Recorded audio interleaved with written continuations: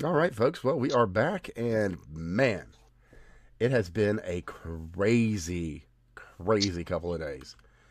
We've had the ongoing mission in Minneapolis, which there's been some holdups. You could certainly say that because the riots and whatnot, and of course the Mission bananas and rice, you might say. yeah. Well, you know how it is when you got bananas and rice. It's like bananas and bananas and rice are kind of like when you have a weird combination, like bananas and rice. But moving on from people they choose to put on television for some reason. Just a real quick, because there's a lot of people that are saying a lot of crazy stuff about how everything went down with the shooting. So here's what it looks like so far. We've got this guy. He's engaging with the agents. He's out there directing traffic or whatever. Before that, No, no, no. before That that, is the pushing before a that. woman down. All right. So he's out there directing traffic or whatever, and then he walks Fair enough. over to where some of the agents are for whatever reason. Gets pepper sprayed, and then kind of maybe attacks the woman near him. I'm not sure. He did something there. It's on video. He shoved her into the ground. It looks like that's what happened. Yes, probably thinking that that was an ICE agent or whatever. So whatever. Then he gets Yeah, he didn't save anybody. That was him being a bitch, yeah shoving someone on probably the ground. probably thinking it was somebody else. Yeah, but either way, whatever. That's what happened. Then he gets down on the ground because he gets pushed down, and they're all there's a like a what's the fuck? They're in a dog pile. Yeah, they basically dog pile the guy. One agent sees his gun on his back hip and takes it, and at the same time is like gun, gun, gun. Actually, no, sorry. The agent in front of him, directly interacting, says gun. The agent behind him takes that weapon. Or wait, how did this? Let me watch the video real quick so that I do this right. I don't want to say it wrong. And I'll throw a link to a pretty decent one. Well, to Oh, give it okay, a there we broad go. overview, There what we it go. looks like to me is that like there was a bit, there might have been a mistake involved there. More than Where one. they Well, anyway, pulled yeah. the So gun, and the rest of the pile didn't know. I've got it for you here. Agent one says gun. Agent two pulls out his own gun. Agent one, then the one in back, pulls out the gun from his hip holster. Then it seems like that same agent, being in possession of a SIG P320, a SIG P320 does what SIG P320s do and shoots because it felt like it. Well, what it wants. Whatever. But it looks like As the long as gun it's went not a off. gun, it don't need no finger. No, it's true. It's true. It just needs a. To be fair, not a light jostle unless you've got some pressure on the trigger finger or on the trigger, but a heavy jostle without a finger on the trigger is adequate. So, yeah, you can literally just drop the fucker and it is not drop safe at something like 7 different angles. Anyway, the gun goes off. Probably the P320 because they are literally notorious for it. And then the agents, they all back away and they're like, holy shit, he's shooting. And so they shoot back. Now, is this a good shoot? Now, Technically. they are not trained to fire one bullet, just by the way. When people No. complain about how many holes the guy has in them, they're not trained to fire one bullet. They're trained to mag dump and put another mag in and see if there's any twitching. Yeah, they are trained to neutralize the threat. Being federal agents. That's called going what home to they see your do. wife at night. Yep. And that's what everybody should do. If you see someone shooting at you, if you're at a two-way rifle range, you send as much lead as you can to the other end of it as fast as you can. Pretty So, much. Pretty much. You don't want you don't want that problem becoming much worse. Because that's yeah. So it's like it's bad enough that one guy's fucking dying. We don't need more. But anyway, there's this what would you say, like kind of the whole prevailing psychology of the thing. Like, this is what they wanted. This is what they've trained for, literally, unfortunately. And he followed a lot of the training When you say that he they, was given. should be specific on this. Oh, the anti-ice people. Or in exact Hey. specificity, what the fuck was the name of the group? Do I have the thing? The rapid response fuckheads. Well, whatever. The name of the signal group, whatever it's called. I can't remember right offhand. The It's signal in general, chat they're that ice everybody's in. Everybody, by the way, including the lieutenant governor. Interestingly enough, as a matter of fact, yeah, she is right there with them. As a matter of fact, it seems like she was even doing a lot of directing of those things. To quote her own words, Yeah. put your Directing bodies specific on the line. activities. That's from the video she released via TikTok or Instagram or whatever the fuck. But it seems that she might have been giving specific instruction inside of Signal chat. Indeed, indeed. And on that... the police are also involved in the mhm. Signal chat. And how do we know this? Following Well, because they're using certain license plate instructions. readers. And accessing databases. By the way. Mm-hmm. So this is specifically to that. Those databases so they have client side, server side, right? So these are auditable interactions. We know that there are specific police departments involved. We know specific personnel are involved. We know specific license plates are involved. So all you have to do is search through the lookups through an audit on the server side, the people who own the databases, and see who it was, who was pulling. And so all you have to do, so if you want to see like the full scope of it, who the specific client account was searching through from the known database of plates that has been given so far. And by the way, I have access to that, I think, still, unless they've blocked it. Give it a second. Nope, still up. Let me give you the link. Oh, on that note, yeah, defrostmn.net Here you go. /plate-check. And, well, anyway, the link will be below. Unfortunately, No, they... here's the Airtable with all of the... No, just want you to go to the link. Go to the link, if you would. Oh, yeah, no, I see you there. Airtable. So anyway, this has all been done through lookup as well. So we have a list of the license plates that have been looked up, that have been searched through database. We have the police locations. We have the specific departments. We know what they've looked up. We know when they looked it up. We know time frame. This means that they can audit this, and they can find out which personnel were involved and confirm that they were involved in conspiracy to commit federal crimes.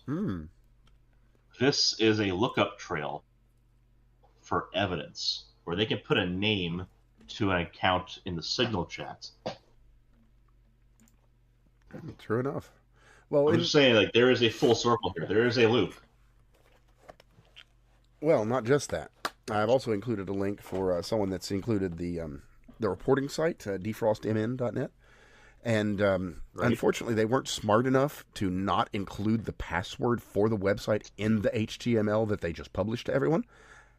And they're also not smart enough to have changed it within the past 6 hours. So, go ahead. And I want to caution people ahead of time here. And that is where that Airtable CFAA database came violation. from, by the way. Right. Do not commit a CFAA violation. And that Airtable database is the one that came out of the Signal group. It is not that is not provided. That is not constructed by anyone else. That is why it was important for me to say to go to it now, and for me to go to it now, because it is still up, meaning that they have not taken it down yet. Mm-hmm. That is not a third party's database. That is just available. until they either they decide to take it down, or more likely and hopefully, feds get involved and copy it, and then it goes down. True. Because that is not hosted by me or anyone else. That's not something that I have access to. I mean, I might be able to make an Airtable account and try to copy it. But, what is it? There's some representative too that's like using his own personal site for hosting some of this shit as well. I can't remember right offhand. Yeah. So like they're personally, materially, and financially involved at the top. That, my friend, is conspiracy to commit federal crimes, and that is where you only need to get one of them start squawking, and you can pull down the rest. Yeah. As soon as one will talk, then it can all kind of fall down. You can RICO their asses. And speaking of which, oftentimes people at the top of these things, they that have the most to lose, don't like to lose those things. So why don't we talk about what was the name of that individual here? Something Flan. Oh, Flan Southside has listed in the signal group, or otherwise known as Lieutenant Governor Peggy Flanagan, dispatch admin. So, kind of. Yeah, they have dispatches. They've followed the police model. Mm-hmm. Why would they do that? Because the police are involved. Right. And on that note, there has to be somebody to run those license plate lookups. And the only people that have access to those tools. The feds can put names to accounts, to badge numbers. Like, and that these dipshits apart. That driver's license. Okay. And that was looked up when? Oh, really? Then. And where from? Oh, Minnesota. And that was looked up by who? And how many other license plates has that person looked up? How many of them are on the list of databases from this table? What other license plates have they looked up that are not on the table? How many of those were from vehicles rented out by federal agents? Federal officers. True that. And I'm a states' rights person, so this is rather frustrating that they've decided to do all this dumb shit. I think that states do have the right to do certain things. I think that when it comes to our ability to maintain our fucking republic, however, that they don't have the right to do certain things. Yeah, like keep illegal aliens inside the country illegally. Or, let's just expand on that. There's a lot of folks that now that things are starting to look a little bit dire for one side and not the other, they're saying, "Hey, we need to come together on this. We need to reach a working something or other." Like, sorry, excuse the fuck out of me. No. I agree. We need to reach a compromise. That compromise is you guys turn yourselves in now, or it gets worse. That's fair. That is fair. And on the compromise, the moderate position is deportation. It is. That is the moderate position. It is. What is happening right now, as sad as some of these incidents may appear to be, like, for instance, a father, cruelly ripping himself away from his child of 5 years old because he doesn't care about the child and just wants to run away from ICE. He's like, "You can have my fucking kid. I don't care. I'm just going to get away." And that's tragic. It's absolutely tragic. I will say this. Fight or flight does make people do dumb things. But fight or flight does not make you stay in the country illegally. Like an asshole. And fuck up the life of your kid. Like an asshole. It does not do that. It does not. And just as a real quick on that, of course, speaking of assholes, we should mention Brian Krasenkramp, that he was boasting, as a matter of fact, of being in the Signal group chat and saying that MAGA needs to cry more. I don't really see them crying at all, but... I like that you're finally using the last name. Well, whatever. He's like a menstrual cramp. But better still than that, I've got some good news, as a matter of fact. You see, I don't know if you've been following Claude Code, But Claudebot is a pretty neat little tool. It can do a lot of cool stuff. You Are know, you going to talk about the caller? yeah. No. Somebody made a really Yeah. neat tool with it. All right. No. Go ahead. Go ahead. So, people Set are. it up. There's been a lot of complaints, Implement it. about vibe code and everything, and that's fair. That is fair. If you're vibe coding, And they're you're not valid. coding. They're valid complaints. They are. They truly are. But the thing about it is, it democratizes, and these folks love democracy. It democratizes computer programming. As a matter of fact, to the point where someone can make an absolutely innovative new tool. An agent by the name of Bryce. And what Bryce does, Bryce follows live streams in Minnesota, in this case. And what it does is it keeps an eye out for Spanish or Somali. And when that Any occurs, foreign language is what it looks for. Pretty much, yeah. And so when it hears a foreign language, it goes ahead and sends an alert right over to ICE with the coordinates and the timestamp.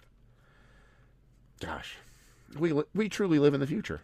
We truly live in the future. Just to think that now, how this difficult isn't something a like great thing, because I'll say this: it's not a great thing because foreign languages are spoken in the United States by plenty of people, and so it becomes a bit silly at scale. Well, but in the specific context of Minnesota, there seems to be a use case for it. Now there's like 60, 70 odd, no, was it 60 or 80,000 Somali Americans, so citizens. So we can skip the hyphenation. There are 60, 80,000 Americans in that area specifically that speak Somali.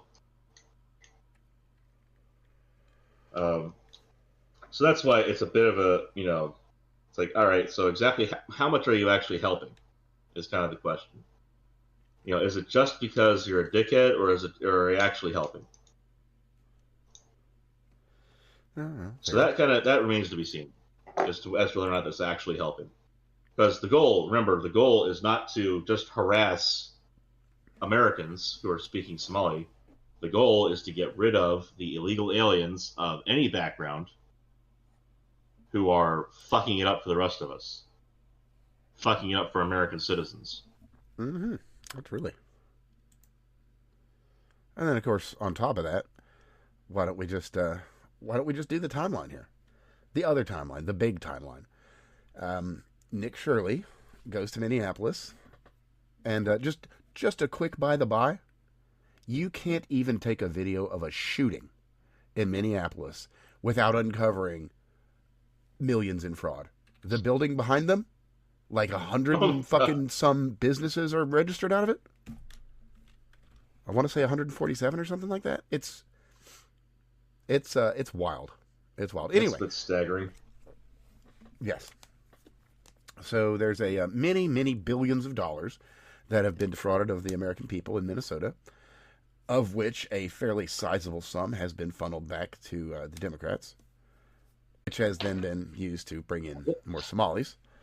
Anyway, so that's starting to get some motion, you might say. And then as soon as there is any mention of it or anything done about it, well, then all the anti-ICE people are out. They are out in force, talking about how ICE is this and that, and CBP is Nazis and whatever else. And yeah, there was some dipshit who was trying to tell me, all of its First Amendment and legal stuff earlier. The thing is, I was already looking at, in front of me, the materials, the training materials, etc. at that time, it was just very funny to see the contrast between what this dipshit was saying and what they were saying in text. The whole idea of what was it, undetaining people or de-arresting or whatever the fuck it is. Specifically, yeah, de-arresting people. Yeah, it's like that is specific language that they use to de-arrest people. That isn't like vague, well, maybe they're talking about this, maybe they aren't. It was very specific language.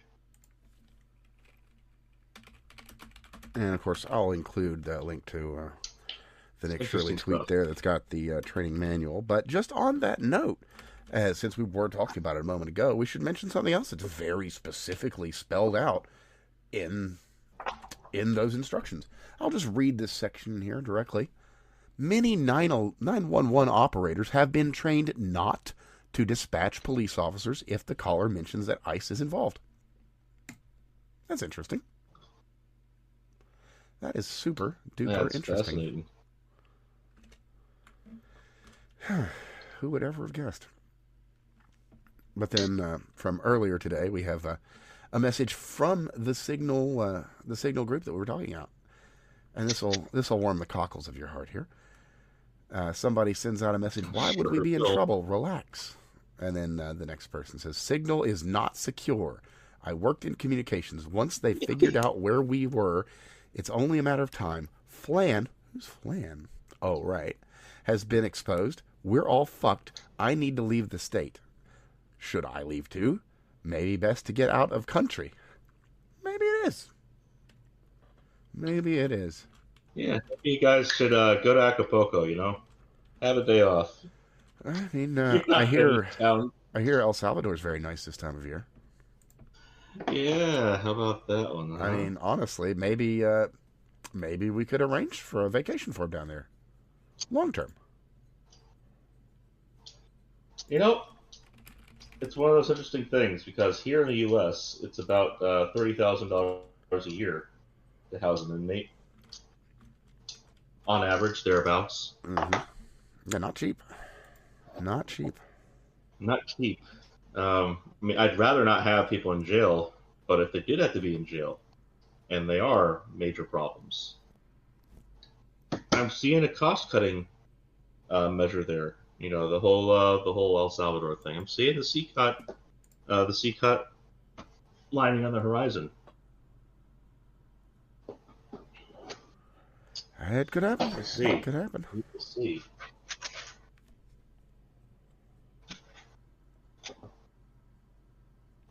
Huh. Well, that's an odd bit of breaking news. Okay. From Catherine Herridge, new head of CBS, okay. Right? Right. Is it CBS? Yeah, it's CBS. Just amazing. Just absolutely amazing. Oh, wow. It doesn't say that in her bio. That's weird. I really expect her to put that there. No, whatever.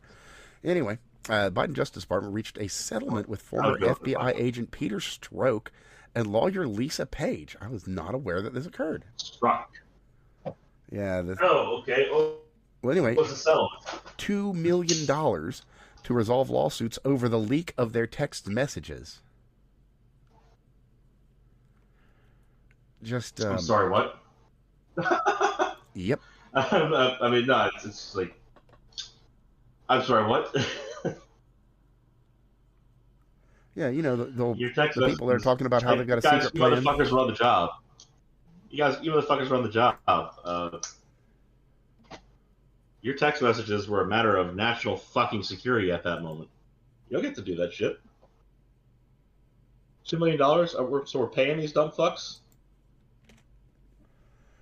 Is that what I'm hearing? Yeah, something like that.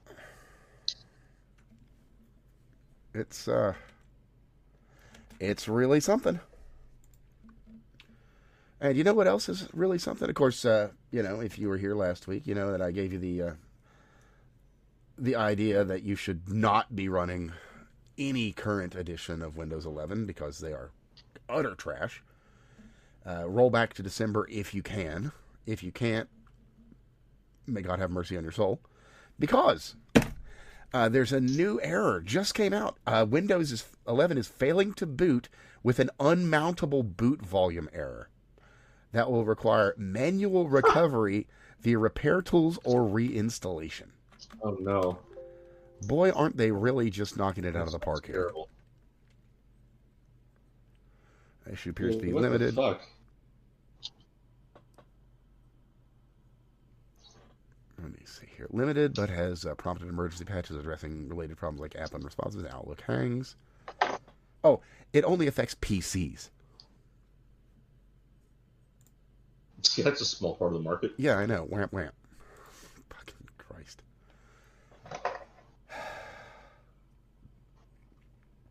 So anyway, we should probably, hop back over to the Signal group because there's so many interesting people that are involved. Like State Rep. Oh, this is the guy I was trying to remember. Brad Tabke. Yeah, he went ahead and made his website available for the hosting of some of his data. What a thoughtful guy. So you can. Who's Brad? What was the thing here? It's like bradtabke.com/something or other. Oh, yeah, bradtabke.com/share. So he shared the whole everything from his own campaign website. So there you go. Campaign for what now? Well, being a state representative, he probably wants to continue being a state representative. Yeah, okay. So he's a state representative, has a campaign website, and posts data involved in federal felonies. Yeah, he does. You want to know a crazy thing about federal felonies and conspiracy? Well, you probably know, but our listening audience may not.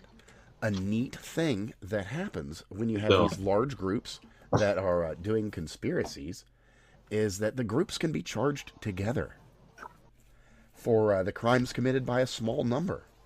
Like, for instance, one of the members instigated a homicide. In this case, a guy by the name of Freddie. He instigated a homicide. And, well, someone's going to have to pay for that. And the ICE agents didn't go out there planning to kill anyone. So, where do we go? It'll be interesting to see. For sure. Sounds very interesting. Quite. But beyond that, too, what was the other neat thing here? There was something. Where was this thing put up? Because we've got a largely basically an anti-human thing that was put together here. Out of Australia. There we are, yeah. So, Allegra Spender, who, fuck if I know. That's the name? It is. Put this addendum in a, CEO and a renewable energy advocate. Huh. Interesting. Well, anyway, she added this addendum to a recent law that was trying to be put through. It did not go through, but mostly because they didn't figure they could get it through their House or Senate or whatever. But I'll just read this to you. Schedule 1, page 8, after line 28, after line 11, insert 11A. After subsection 16A to AAD, insert 2AAE. In subsection 2 to AAC and to AAD, association with another person includes, I'll give you context in a moment, being a near relative of the person and living with the person on a genuine domestic basis and having formal business or employment relationships with the person. Now, okay, in a vacuum, fine, whatever. But this is a sentencing factor. And it means that basically if they think you're a white nationalist, then, well, maybe your mom and dad have to go to jail too because they raised you. Maybe your brother needs to go to jail. Maybe your wife. Maybe your roommates. Who knows? But, that very possibly could have gone through if it weren't for kind of procedural bullshit, which is horrifying. Like, we're whatever. I don't have a good thing for there. Assume I put a really funny Anne Frank meme there, and everybody laughed because it was hilarious. Yeah, thank you, sir. Much obliged. So, here somebody's really well put together. Kind of my thoughts on this. This is out of Brain Leakage 03. The left's playbook: whip useful idiots into a frenzy, provoke physical altercations with LEO, knowing they'll escalate, point to the bodies, and wail that the LEO is murdering civilians. Blood on the streets is a byproduct. Blood on the streets is a goal. True. And let's take this on. You see, because it starts here, and then the resistance, if you want to call it that, amps up, and then Donald Trump continues to not issue an Insurrection Act order. Which there's a lot of folks there saying, why isn't he doing this? Why won't he do the thing and go out and do the Insurrection Act? Because that is the line for them. Because when that happens, he's actually Hitler. He's actually Mussolini. He has actually used the state to clamp down on everybody's freedoms. Now, never mind that the everybody aren't actually human beings, but that's what they will say, and their useful idiots in the media will parrot that exact thing. Well, here's the issue. Communists are property of the state. Fair. They're not people. True. So that is true. I mean, I hope no one is offended by those scientific facts, but sorry, it is what it is. McCarthy, bless his heart, he tried. It do be like that. He tried his hardest, but it just wasn't enough. So sad. So sad. Oh, also, neat thing out of, what's his nuts, Tedros of the WHO, who, by the way, we are no longer a member of. Fucking who. Shouldn't have been in the first place. Well, in the first place, maybe. Well, in the first place we were. It was good. And they started fucking it up. Maybe. Well, much like Bill Gates organizations, they, sound good, but they might not actually have been good from the start. They expire in their utility, I believe is the politically correct way of saying it.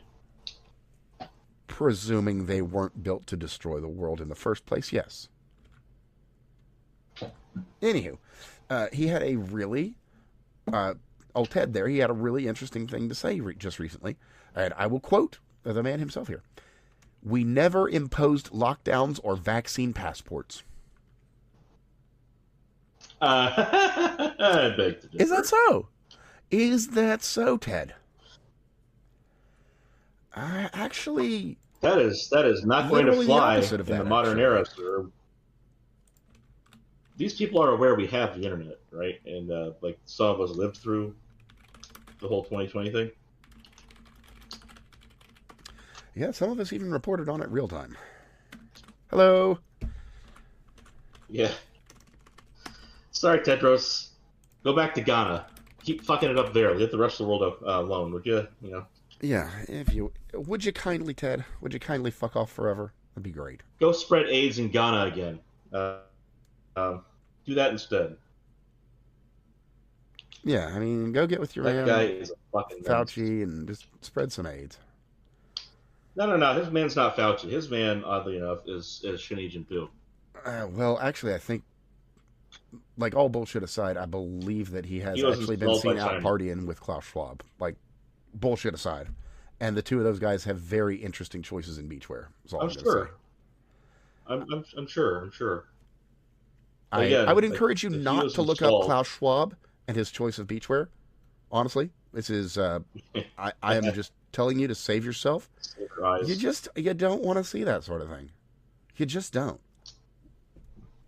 But again, he was installed by Xi Jinping. That is his direct line into the WHO from fucking up in Ghana.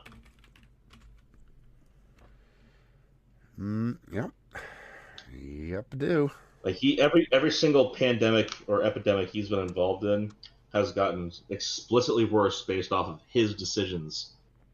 And it's amazing that they were happy to have him. Probably another one of those, well, it's the first, so it's not a bad thing, right? It's like, no, you want best, not first. But he can have the first leper in charge of stopping the spread of leprosy outside of a colony. Yeah, and we all know that the best thing that lepers are good at stopping is Muslims. Anyway. Quite good at it, apparently. But, it takes a man of faith. But we'll just leave that there. So, there's something... now, I often will be at odds with this fella, Ayal Jacoby, because he will say some dumb shit from time to time, but he will put out some really good things, too. And he shared a really interesting article late last night, or well, no, it was late last night, He's about generally a sharp dude. what's that? So he's generally a sharp dude. Generally, yeah. I mean, he says some shit that I disagree with, and it might be some dumb shit. Well, But yes, whatever. you would, but yeah. But whatever. I'm willing to listen when somebody's got something good to say. And case in point. So he shares a story of a U.S. girl who went to Ramallah, Palestine, to open a cafe. And now ahead of time, point out she is of Palestinian descent. Oh yeah, I mean, this once was you like watch the going video, home it'll be for her. like, oh, okay, yeah, she's obviously from there. Well, by going, it's like going to the motherland for her. It wasn't like going home. It was like going to the motherland. Yeah. It'd be like me visiting Israel. I'm not from there, but like it'd be cool to visit. You know what I mean? So she went to Ramallah. Well, she didn't just go to Ramallah. She went to Ramallah to, be a business owner and help the community and whatever. And that is the thing. But just as a by the by, she really did want to go in there and help people and share art, and have a nice place. She had the right idea. Yeah, just a warm-hearted soul that's trying to make the world a little bit better place.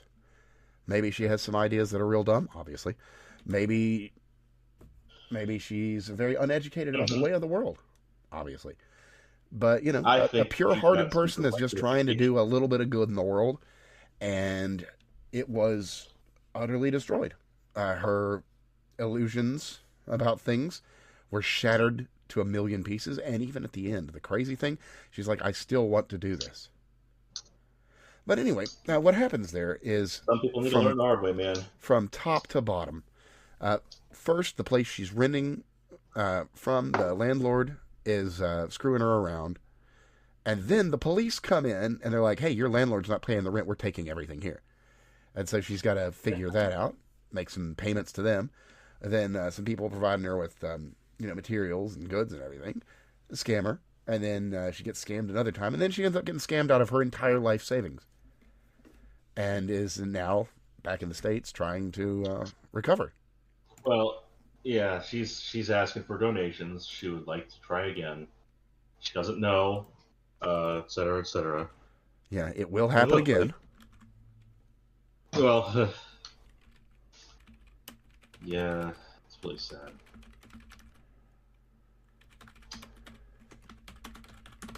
Like, I wish her the best, man. Yeah, it'd be lovely if you could turn that into a high-trust society, but it's not. Yeah, that's the problem. It's not going to happen. It's just not going to happen. It'd be really nice if it could, but it's just not going to happen. And in a related note, I would like to just share a quick story out of Rhodesia. So it's going to be good. Rhodesia. All right. Yeah, nothing bad happened there. Yeah. So anyway, the Prime Minister, Garfield Todd, who was, big lib, big anti-racist, loved Mugabe, big fan, we gotta turn this all around. So, he was really important in getting Mugabe into the positions of power that he later took. Now, here's the funny part of this. Well, I don't know if funny is the right word. Well, no. But I don't know if funny, it's... Well, anyway, here's where the story continues. So Mugabe gets into office, and he orders that Todd's daughter is raped. And of course she is. And then, of course, That's a bit of a twist, isn't it? What a twist. What a twist. What a twist. Yeah. So, and then he took their passports. Hers, too. And details. And his. Details, man. Yeah. Details. Yeah, little things. He didn't take their passport, he procured them. For their safety.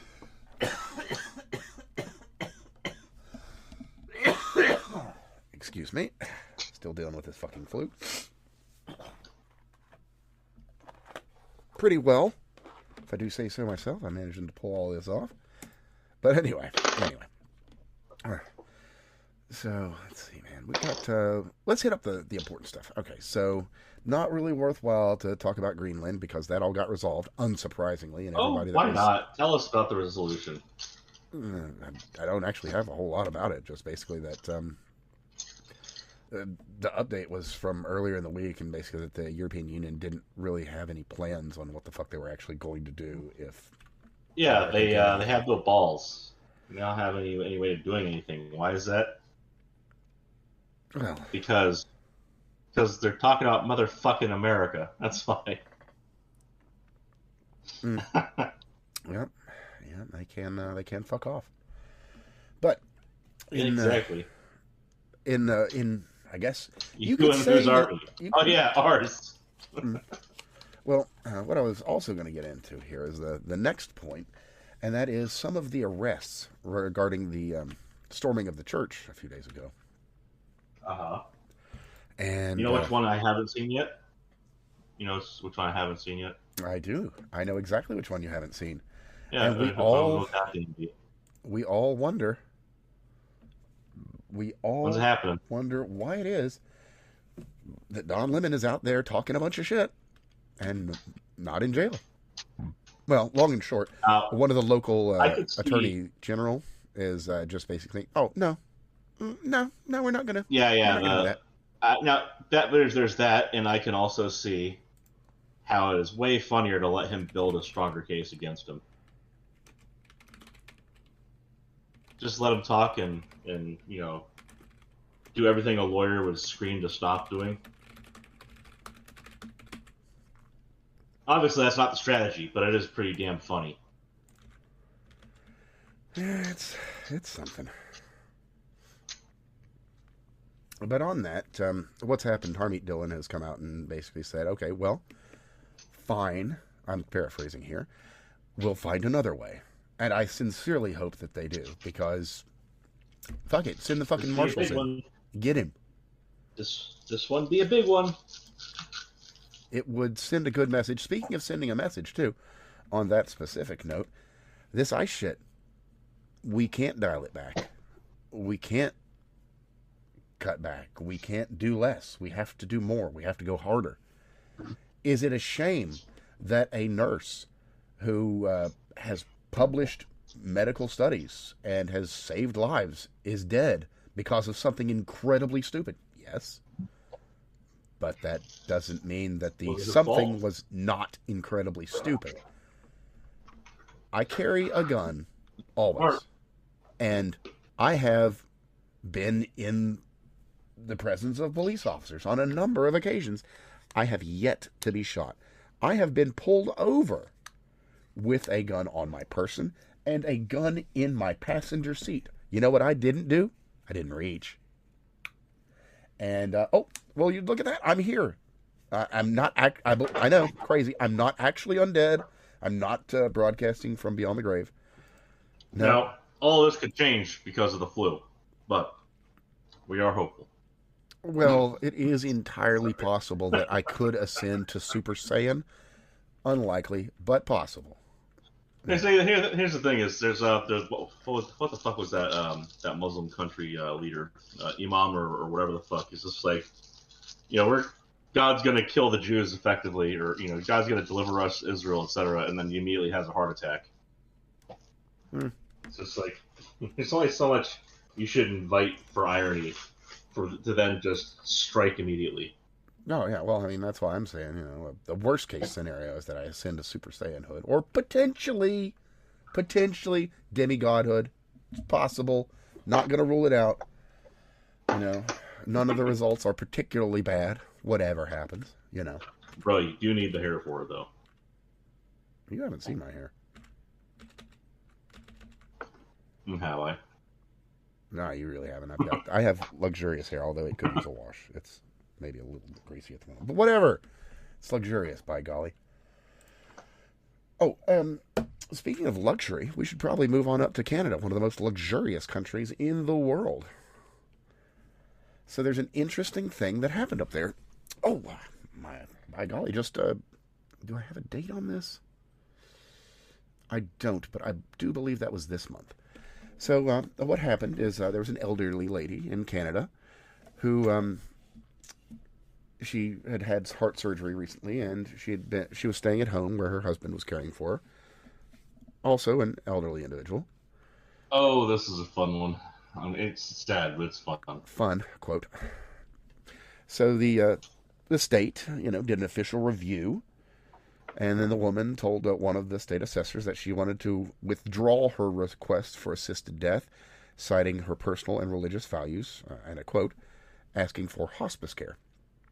Unfortunately, that hospice placement was basically immediately denied, and then her husband, requested an urgent reassessment of her MAID request, saying that he couldn't cope with, dealing with that. And of course, Canada being quick to move in medical matters, as they are, they were able to kill her that evening. As a matter of fact, went ahead and just, pop, there you go, lady, you're fucking dead. Are you happy, sir? We were able to kill her for you. Killed her good. Then the review, of course, said that the short timeline failed to, quote, properly examine her true wishes. Look now. This was just an abortion. Yeah, it's like 890th trimester or whatever. Something like that. Yeah, little things. Here's the thing. Look at all the arguments from the people castigating this guy. From the cat ladies who are upset that he killed his wife by the state. Look at all the arguments they have. Because remember, he did this out of convenience. Yeah. I'm tired of looking. Which ought to sound familiar. He couldn't cope with another mouth feed at that time. It wasn't the right time in his life to be dealing with a dying wife. It's his body, his choice. Well, her body, his choice. But isn't that how it always was? No. His body providing all the labor, doing everything for her, sure. etc. His body, his choice. His life, his choice. Yeah, something like that. But yeah, there you go. That's the fucking story. And some lady's dead that didn't want to be. But hey, for once the Canadian medical system actually moved quickly. So small wins or whatever. You see, it's very easy to kill someone there, apparently. Much more difficult to provide them cancer treatments, even though there's already diagnosis, even though it's already a treatment plan. The actual treatment itself, that could take months and months to do. Even if it's just pulling out a bag and putting it on an IV for 10 minutes. That, apparently, very difficult to do. Killing someone, though, man, do they have that down. Well, I mean, technically killing someone is exactly the same process, but they only have to do it once, so it's much faster and much more convenient. You hang the bag, you plug it into the port, and then you turn the thing, and then they die. Whereas, if you had to treat the person, you would hang the bag on the thing, plug the thing into the port, turn the thing, and then they live. You can see how there's a huge difference between these two things. They're utterly different and completely unalike, as you can tell. See, when a person needs to make sure that there's space in their life to be who they really are, to find themselves, if you will, they just can't have an extra person in their life at that time. It's very inconvenient to have a person that you'd be obligated to. So you could just, abort them, right? That's the easiest thing to do, right? Just abort them. And it sounds absolutely disgusting what I'm saying right now. It should. It very much should sound like I'm being a complete dickhead. Unfortunately, you're being accurate. It is a caricature to be sure. I'm having a hard time fucking saying the words, but it's so fucking disgusting. And it should sound fucking disgusting to you if you're listening. It should absolutely sound fucking evil. Because it is. Pretty much. Don't be like that. Like, just what the fuck is wrong with these people? Anywho, yeah. He's a cunt. The state that helped him out with his issue, by killing her, worse because it enabled that bad behavior. Mm-hmm. Like at some point, they are going to have to come to terms with just how bad that is. And like in the same, and here's the thing: is there is a place where people should have the right to choose to stop being alive. There's a place for that, sure, kinda. The state should Depends not on be your involved. religious beliefs and all that, but sure, nonetheless. The state should not be involved because when the state is able to start sanctioning killing, you're next. Well, when the It's state can just, sanction your death, because the state can sanction killing at any given time. Let's be real. But well, sure, yeah. There's just you get the point I'm making here. That's like, why the fuck is some committee of bureaucrats involved? It's the same way with cancer treatments up there. Why are they involved in determining whether or not you're allowed to get cancer treatment? Oh, it's because you guys gave them the right to dictate that. Mm-hmm. And when they have that right to dictate, to choose, you become a line item. Yeah, well, Fucking evil. The unfortunately, your breathing is really it's really hurting our actuaries and our year to date. So, could you stop? Great, thanks. It encourages death. It's a death cult maneuver. It is that. Oh, and in other cultish news, we should probably mention that in amongst the numerous new laws that have been put together by CIA agent, what's her nuts, that's now the governor, there's just a chef's kiss one in there. They've got a new bill, and what it will do. Now, obviously, you're gonna hear this, and you'll be like, well, that's not necessary because that doesn't happen. Well, who are we to say? So anyway, they've introduced a bill that will prohibit immigration enforcement within 40 feet of polling places. Now, why would they do that? What a strange thing to do. How queer. Peculiar. Yeah. Remember, same places, no voter ID. Not just no voter ID, but they want to pass laws saying you can't have it. Which, by the way, is why we should be pushing to kill the filibuster for non-essential laws. Like, that is just... we need to get in there and get shit done. We just need to get shit done. And we're letting things get hamstrung here. I don't care, like, even at this point, I don't even care which side of the aisle you're on. Or if you don't give a fuck about which party. Like, the fact that it's stalling shit up that needs to get done in this country is the problem. Oh, yeah. It's quite something. Quite something. Some could say it's telling. Who can say? Who can say if it's telling or not? I mean, I'm not a politician, and I'm not from Virginia.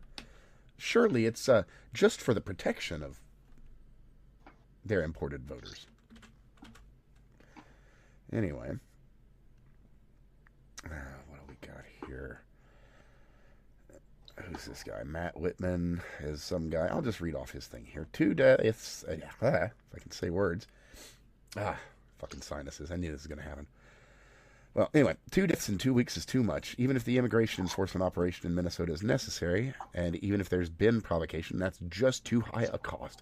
At minimum, it's time to step back, calm things down, and reevaluate. No, it isn't. Now is the time to double down. Now is the time to triple down, because they are flailing, and they are desperate. They do not know what to do. They are not prepared, and every action is a reaction. They are against the wall. Press them there. Hold them there. Because it's the very least you can do. They haven't been pressed like this in a long time. What Donald Trump can do today is just keep up. Just that. Just keep doing it. All you got to do. And they will rage and rage and rage. And that brings us back to an earlier point, that being the Insurrection Act. You see, it can be enacted at any time. I mean, every criteria for its use has certainly been met. But, as said, they're going to wail and flail and gnash their teeth when that happens. So, sadly, you have to let them force the issue. You have to make them make it happen. And until they're out there running gun battles with ICE agents and CBP, we just can't. Now, it probably might not need to get that far. I don't know, it might. But things sadly, aren't bad enough to do that without a lot of flack. So, we wait. And just follow the law, as it were, and put together what cases and charges you can. Which is pretty annoying, but, it is what it is. We unfortunately have to give them enough rope to hang themselves, because if we just go ahead and do the thing that needs to be done, there's a lot of very squeamish people that are uncomfortable with what needs to be done to save America, and they're already getting uncomfortable, and it hasn't even gotten as bad as it's going to get. To those people, if you somehow catch this episode, I am very sorry that you have to be so troubled by a world so far fallen. But to raise it up again, we got to cut those chains. And some of those chains are made of people. Sorry. Is it sad that some fucking guy that could have genuinely been a boon to the world, and seemed like he was until lately, is it a shame that this guy is dead because of a complete clusterfuck of a situation? Given the best reading. Yeah, it's fucking sad. It is unfortunate, but he went to school. I wish that there were more to my argument than that he went to college, but I don't need to make more of an argument than that. And that's real fucking sad. He went to college. Well, what do you expect? How do you expect him to not be radicalized? I don't know. Do what I did. Be an idiot. Well, he went in. He wanted to be a nurse. He wanted to save lives. Well, that's cool. Yeah. You know what I didn't do? I didn't radicalize and then go try to kill someone. Or not. Let's be as charitable as possible, and ignore the fact that he was janking on that lady's hair. We'll ignore that, and we'll be as charitable as possible, and present the situation as it was. He made a choice. So well, no. Well, that's fine. But I just want to lay it out. So he made the choice. If not, he tried to lay something out. he did, didn't he? I'm not wrong. So anyway, speaking of laying things out, we'll go ahead and lay it down for you, just like old. Oh, just like he got laid down, huh? Absolutely, and we'll keep it cool, around room temperature. But anyway, enough puns. So we're getting into the weeds on that shit. Well, No, we're done. No more puns. Okay. Tempted. I was tempted, you sneaky sneakster. But no. You were almost down it. Almost. No. We're good. But with that said, the way things went down is he made a choice to bring his gun and plenty of extra ammo to a protest. He brought 3 magazines, 1 on the gun and 2 on the hip. Yeah, and that's not crazy. It happened to be a modern gun, also not crazy. Happened to have an extended barrel, also not crazy. Happened to have an optic, also not crazy. That's fine. He chose a SIG P320, which is crazy, but some people just make stupid decisions. Obviously, this man makes many of them, but that's secondary to what we're getting to. So he chose to bring his gun and numerous things to an event that has already been shown to have a propensity for violence. Like, people can die in this. We know that now. Renee Good is dead. Whether she intentionally tried to run the dude down or just happened to have her wheels pointed at him as she, slammed on the gas when her lover said, "Drive, baby, drive, drive." We don't know the specifics. We only know how the event went down, just like this. But we do know a little bit more specifics, and that is, in addition to bringing his weapon and reloads, he also chose to leave behind his personal ID and his CCW.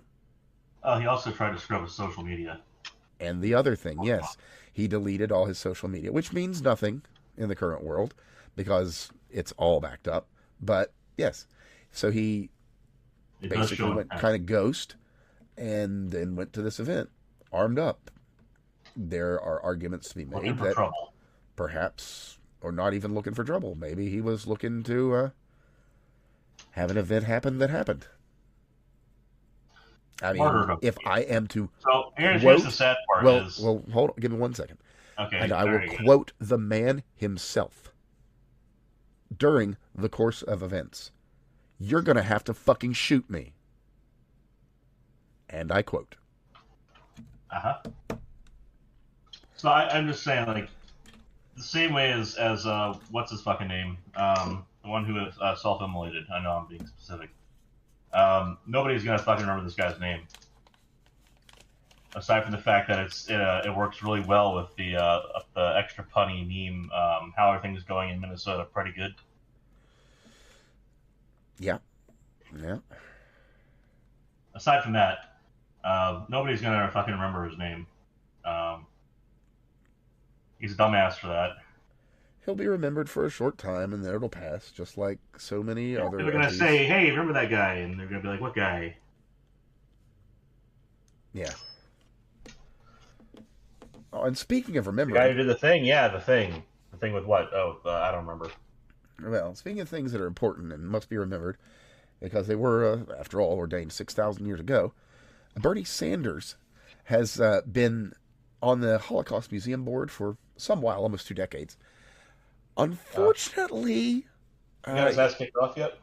Well, it's funny you should mention that, because, and I'm getting to it, but in his 18 years on that board, he has somehow not managed to make it down to the Holocaust Museum, which, by the way, I've been there. It's been a long ass time, but it's in the heart of DC.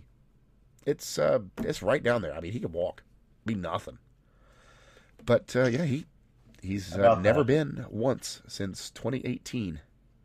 Not a single. That does not surprise me. Yeah, 2 miles. 2 miles from his office. It would be nothing to do. But yeah, the board members are calling for his ouster. Unsurprising. I guess they're finding they got what they paid for. Maybe they miscalculated, huh? Yeah, not the most stunning of investments.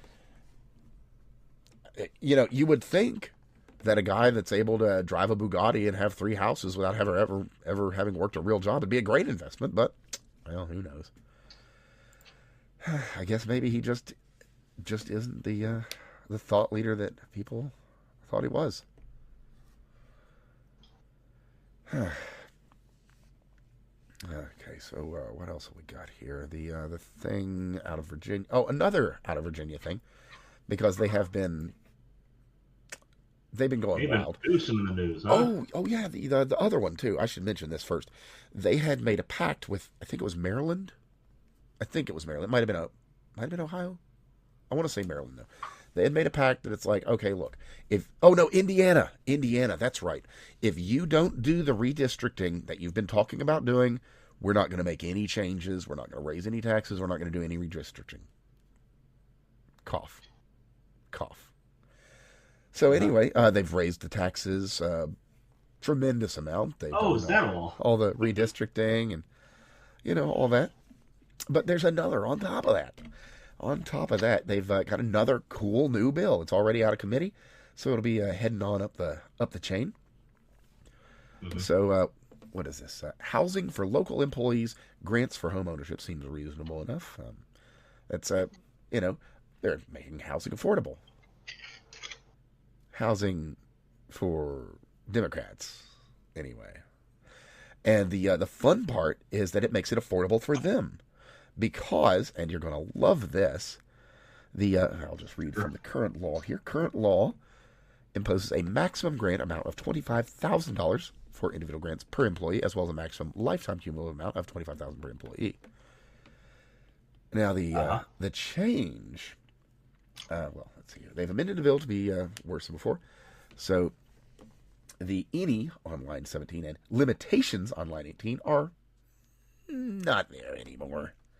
So, just, hey, you need a house? Okay. We got you, fam. We'll set you right up. Get you in there, put you in on the taxpayer dime, you're good to go. Good to go. Lovely. Lovely stuff. And here's another a neat one. I think this came out of the, what was the hearings about the CIA? The church investigation? The church commission? Yeah, the church commission. Okay. So, when, they found out we have, like, the heart attack gun and, early versions of discombobulators and such. Anyway. So, in the 50s, they... I like Goy Beam better, but it works. Goy Beam's funnier. But, hey. Okay. All right.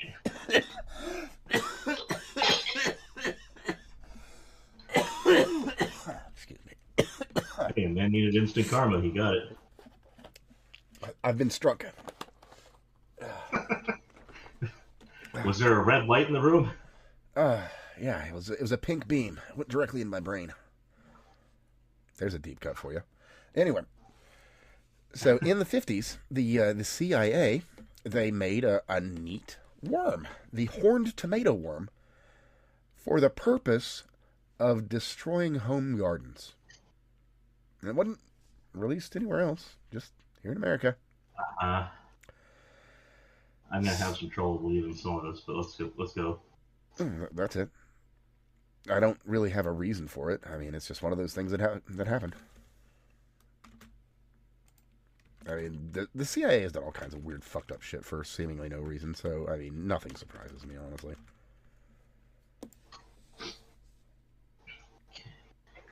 But anywho, what we should, move on along. So, what we've also got, because this one related, but not in a different icy hellscape. This one in Maine, out of Scarborough, Maine, as a matter of fact. The police department there, well, they've been very helpful. Not really to the citizenry, mind you, but they have been very helpful. You see, when they've got when a criminal alien, they've got maybe kids or something, or maybe they need some groceries or whatever. Well, I can't actually say that. I don't know for sure. I do know for sure that they are, however. The police department is providing rides for the children of the criminal aliens. Uh-huh. And the only reason this got found out is because apparently a Somali advertised it on, like, Facebook or some shit. That makes sense. That's tracked, doesn't it? So, yeah, they've been doing that up there. And then why don't we shift gears back over to Minnesota and talk about not the police in this case, but the National Guard, the ones that are so brightly dressed with the vests so that they're National Guard and not ICE, not CBP, not cops, so that you know. Anyway, they were out today, as a matter of fact, giving, what's that term? Oh, aid and comfort to the enemy. Yeah, that one. They were giving coffee and donuts to the anti-ICE people. Don't know if you caught that one, but what a day. What a day it has been. That's interesting. Now, were they under orders to do that? That is also interesting.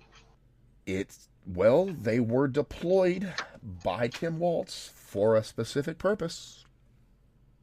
So, maybe. See.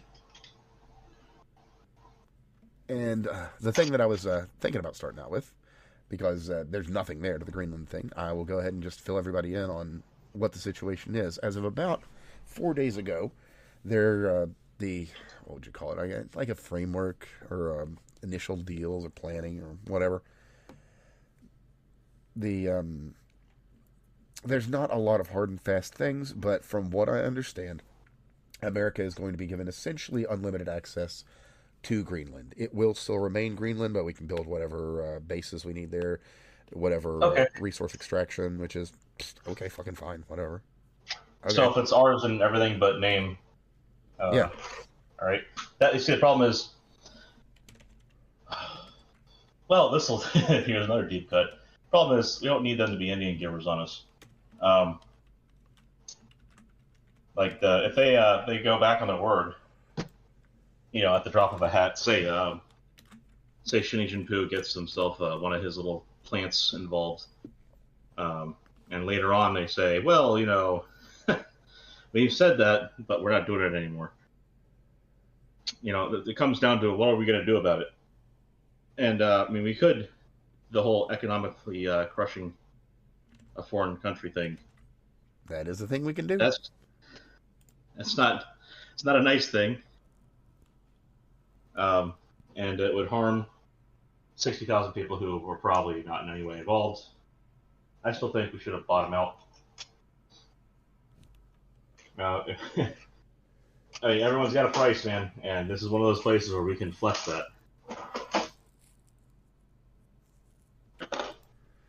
Yeah, that's true. There's a neat book, a diary of an economic hitman. Matter of fact, interesting story there, or I should say, interesting stories about some American history, if you like. All right, what else have we got here? Man, we've got a lot that we could cover. The Brits, they're going to be making an FBI. Because obviously they've got too many people that are out there putting up British flags, posting hurtful memes, speaking their mind, having independent thought. That's not a thing that you can just have. But I got nothing more to that. But yeah, Britain is fucking toast. I don't even know if that place is salvageable anymore. Yeah, UK. Yeah. Yeah, pretty much. There you go. That's it. I did just. Yeah. Yeah, you thought it was bad when the BBC was rolling around knocking on your front door like, "Hey, oi mate, you got a license for that telly? You got a license for that?" Like now they're gonna just bust down your fucking door and shoot your dog.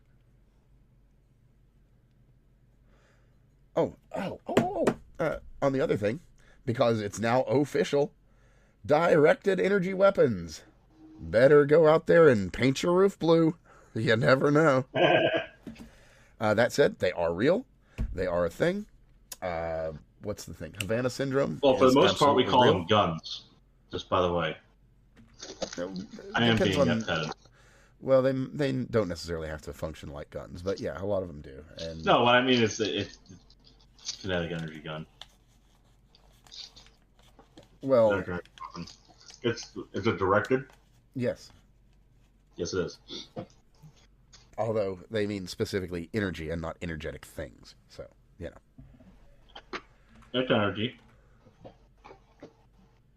Raw energy, non-physical. Anyway. Speaking of pedantic raw energy. So anyway, directed energy weapons are a thing. Welcome, Steve. What's up? What's up? Oh, hey, how's it going, man? Welcome to the. How's it going, boys? Welcome to the best show on the air. Damn it! Sorry, So I walk in my kitchen. There's more fucking leaves. Oh, everyone sounds like death right now. This is awesome. What's Good that? stuff. Everybody's sick or whatever. I said everyone sounds like death. This is awesome. Why do you all sound like death? Well, I've got the flu. Oh. I just woke up not that long ago. Well, my understanding, at least in Craig's case, is it's his Lord and Savior punishing him for misbehaving. Of course. Yep, that's what it is. No. How you been, man? Oh, and I think it's been a couple of weeks. The site shut down for me, so like it's easier for me to come on and stay up late. Sweet. Yeah. Yeah. So No that's... work. Awesome. No. That's not true. I Tell know her that. tomorrow. I'm But being facetious on this. But yeah, I think it's been. I can't remember the last time. I can't remember whether the Renee Good shooting had actually happened, and we were talking about it, or was it like that the week after? I don't know. Tough call. I think it must have been. I think that maybe the Renee Missed my shooting results coming in. that day. But You missed my results coming in. which one's that? What's your? Oh, you're. No, I saw that. Okay. I saw that. I saw it. I just did congratulate you. Oh, well, I'm sorry. I saw it for 3 seconds, and then I had to continue on with a whole bunch of other shit. So, like, congrats. Good on you for passing the exam. Yay. You know, power to you. Power to you. Yep. So that was on my to-do list for this year, but it didn't happen. Well, I will say this: given everything I know about you, you will pass it too. So from my understanding, right, like somewhere in the last 8 years or whatever, they changed it radically. So you used to be able to bring in your own references, and it was a lot of code-based questions. And now, from what I've been able to tell, it looks like it's just the same thing as the FE. So they try to fuck with you on the exam a lot more than the FE exam. Really? But it's all computer based, and there's the one. And by fuck with you, what do you mean by that? Like, what are they doing to fuck with you? There's a lot of units fuckery. Oh. Like, here's the thing. If you know how standardized exams work, yep. Since they borrow heavily from the same philosophy. Well, I mean, I guess it is a standardized exam, but you get the idea. Like, it's not the SAT, but like they borrow heavily on the same philosophy as far as answering questions. So like you can usually tell, like, you know, they have different ways of answering the question. Some of them are wrong ways, some of them are right ways. And then with the right way, there's going to be basically the one where you remembered everything, and there's the one where you forgot to do some units conversion, and you can tell the difference between the answers sometimes. Like it's so fucking annoying. And they used a lot of English units, which is fine. But no, that's not true. That is not true. The slug is a unit that I still do not understand and cannot grasp. Oh, and it is an English unit. Kilogram.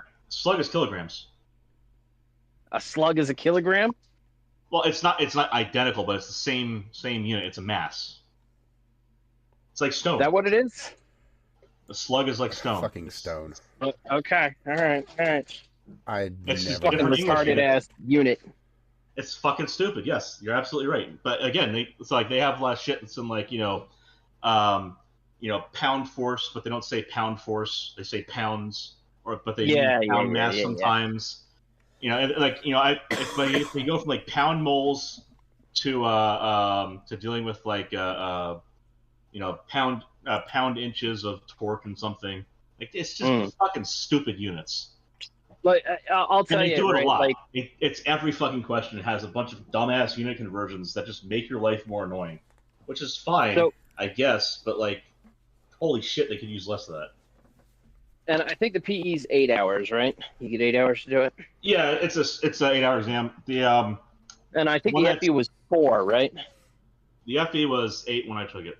Oh no, it was 4. It 4. You're right. You're right. It was 4. Yeah, I think it's 4.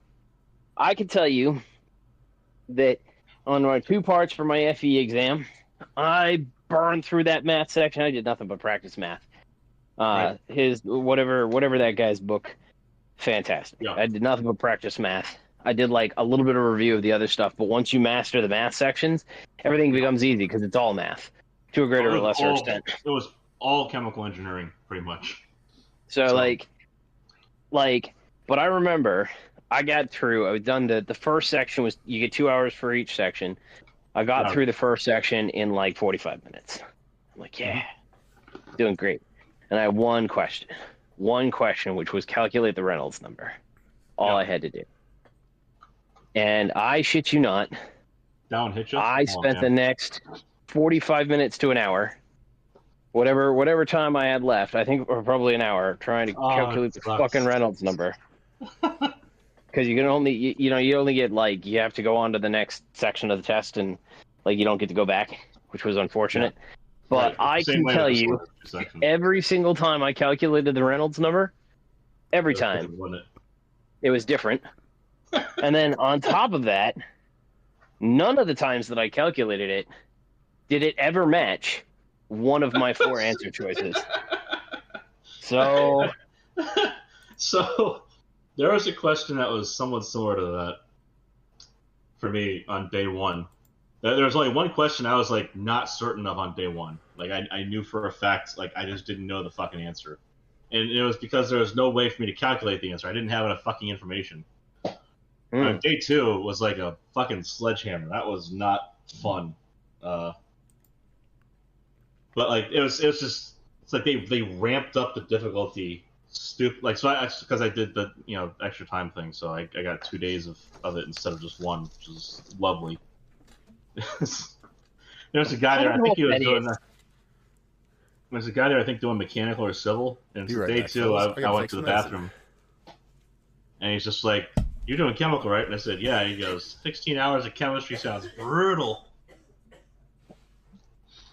He's got to be a civil engineer. There's nobody who would sit there and like. His exam was 110 questions. Mine was 80. And he still probably failed it.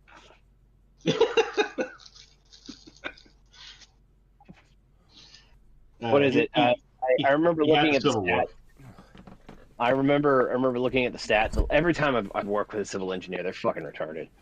Like, they really are. And it's like, we always looked at them as the poo-poo pee-pee guys, and they really are the poo-poo pee-pee guys. They're data table jockeys, They work very hard with Excel. Yeah. But like I remember sitting there and going through the stats for like pass rates for different types of PE. Yeah. Because it's been so long since I've done my chemistry.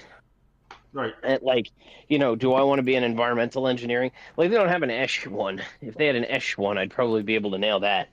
But they don't have. So you have to pick which of your disciplines. And so I could do chemistry, I could do environmental, I could do mechanical, and I could do nuclear. Any one of those disciplines I could probably go do.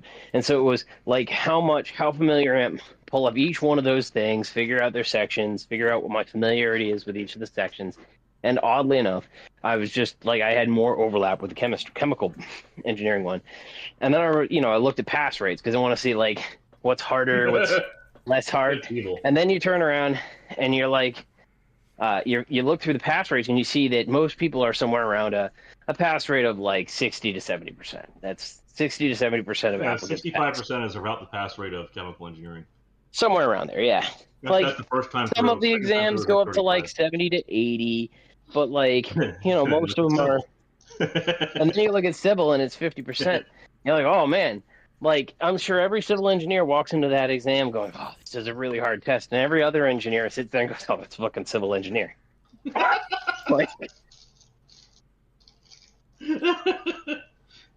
We just, like, assuming the PE standard is held across disciplines, I expect a 50% failure rate for civil engineers. I mean, the thing is, civil engineering is one of those bedrock disciplines that you kind of need, but like, do you need the PE? Maybe one of them, sure, but like, it's nice to have. I very much would rather have the people designing my bridges have demonstrated competence amongst the other fields and disciplines of engineering. You mean you don't want them to just have a vagina? Yeah, as a general rule, right? Like, the Romans had a shitty numerical system. They built really good bridges and roads. True. They did. Right? Because they had a handicap. I don't want, like, the Romans took a look at it and said, fuck it, if I put enough rocks and concrete down, it'll hold. And they're right. I do not want an architect designing something pretty, handing it to somebody who can't pass their PE exam and saying, will this work? And them going, yeah, probably. Now, if we decided we wanted to build bridges like the Romans and roads like the Romans, and we built it out of fucking rock that we carved into the earth with like 1,000 laborers, we'd have to use Roman concrete, but still, we can make that again, so it's fine. It doesn't really matter. Whatever the case is, Evan. Well, that's the Whatever the thing. case. We actually have Roman concrete again, so If we whatever. decided to build roads like the Romans, we wouldn't need civil engineers. True. And we wouldn't need to have them have a PE. Because you just have enough slaves carrying enough boulders. It'll work. But I mean, they got pyramids built. in the meantime, I don't want somebody's profit motive to come at the expense of an error in the decimal place. Yeah. Well, I mean, what I Or a meant there is unit like conversion problem. how many civil engineering PEs do you really need? You really just need them to get a COA and do the grunt work you tell them to do. Yep. You know, just click the Excel button for me. You know, because I need to do it like 10,000 times, and I only have like so many hours in the day. Yep. You know, you do it for me, and I will sign off on it later if it looks like if it actually worked. It's true. We could do that arrangement. You know, that's not a bad... But somebody's got to be interested in concrete, right? I tell you, you talk to the civil engineers.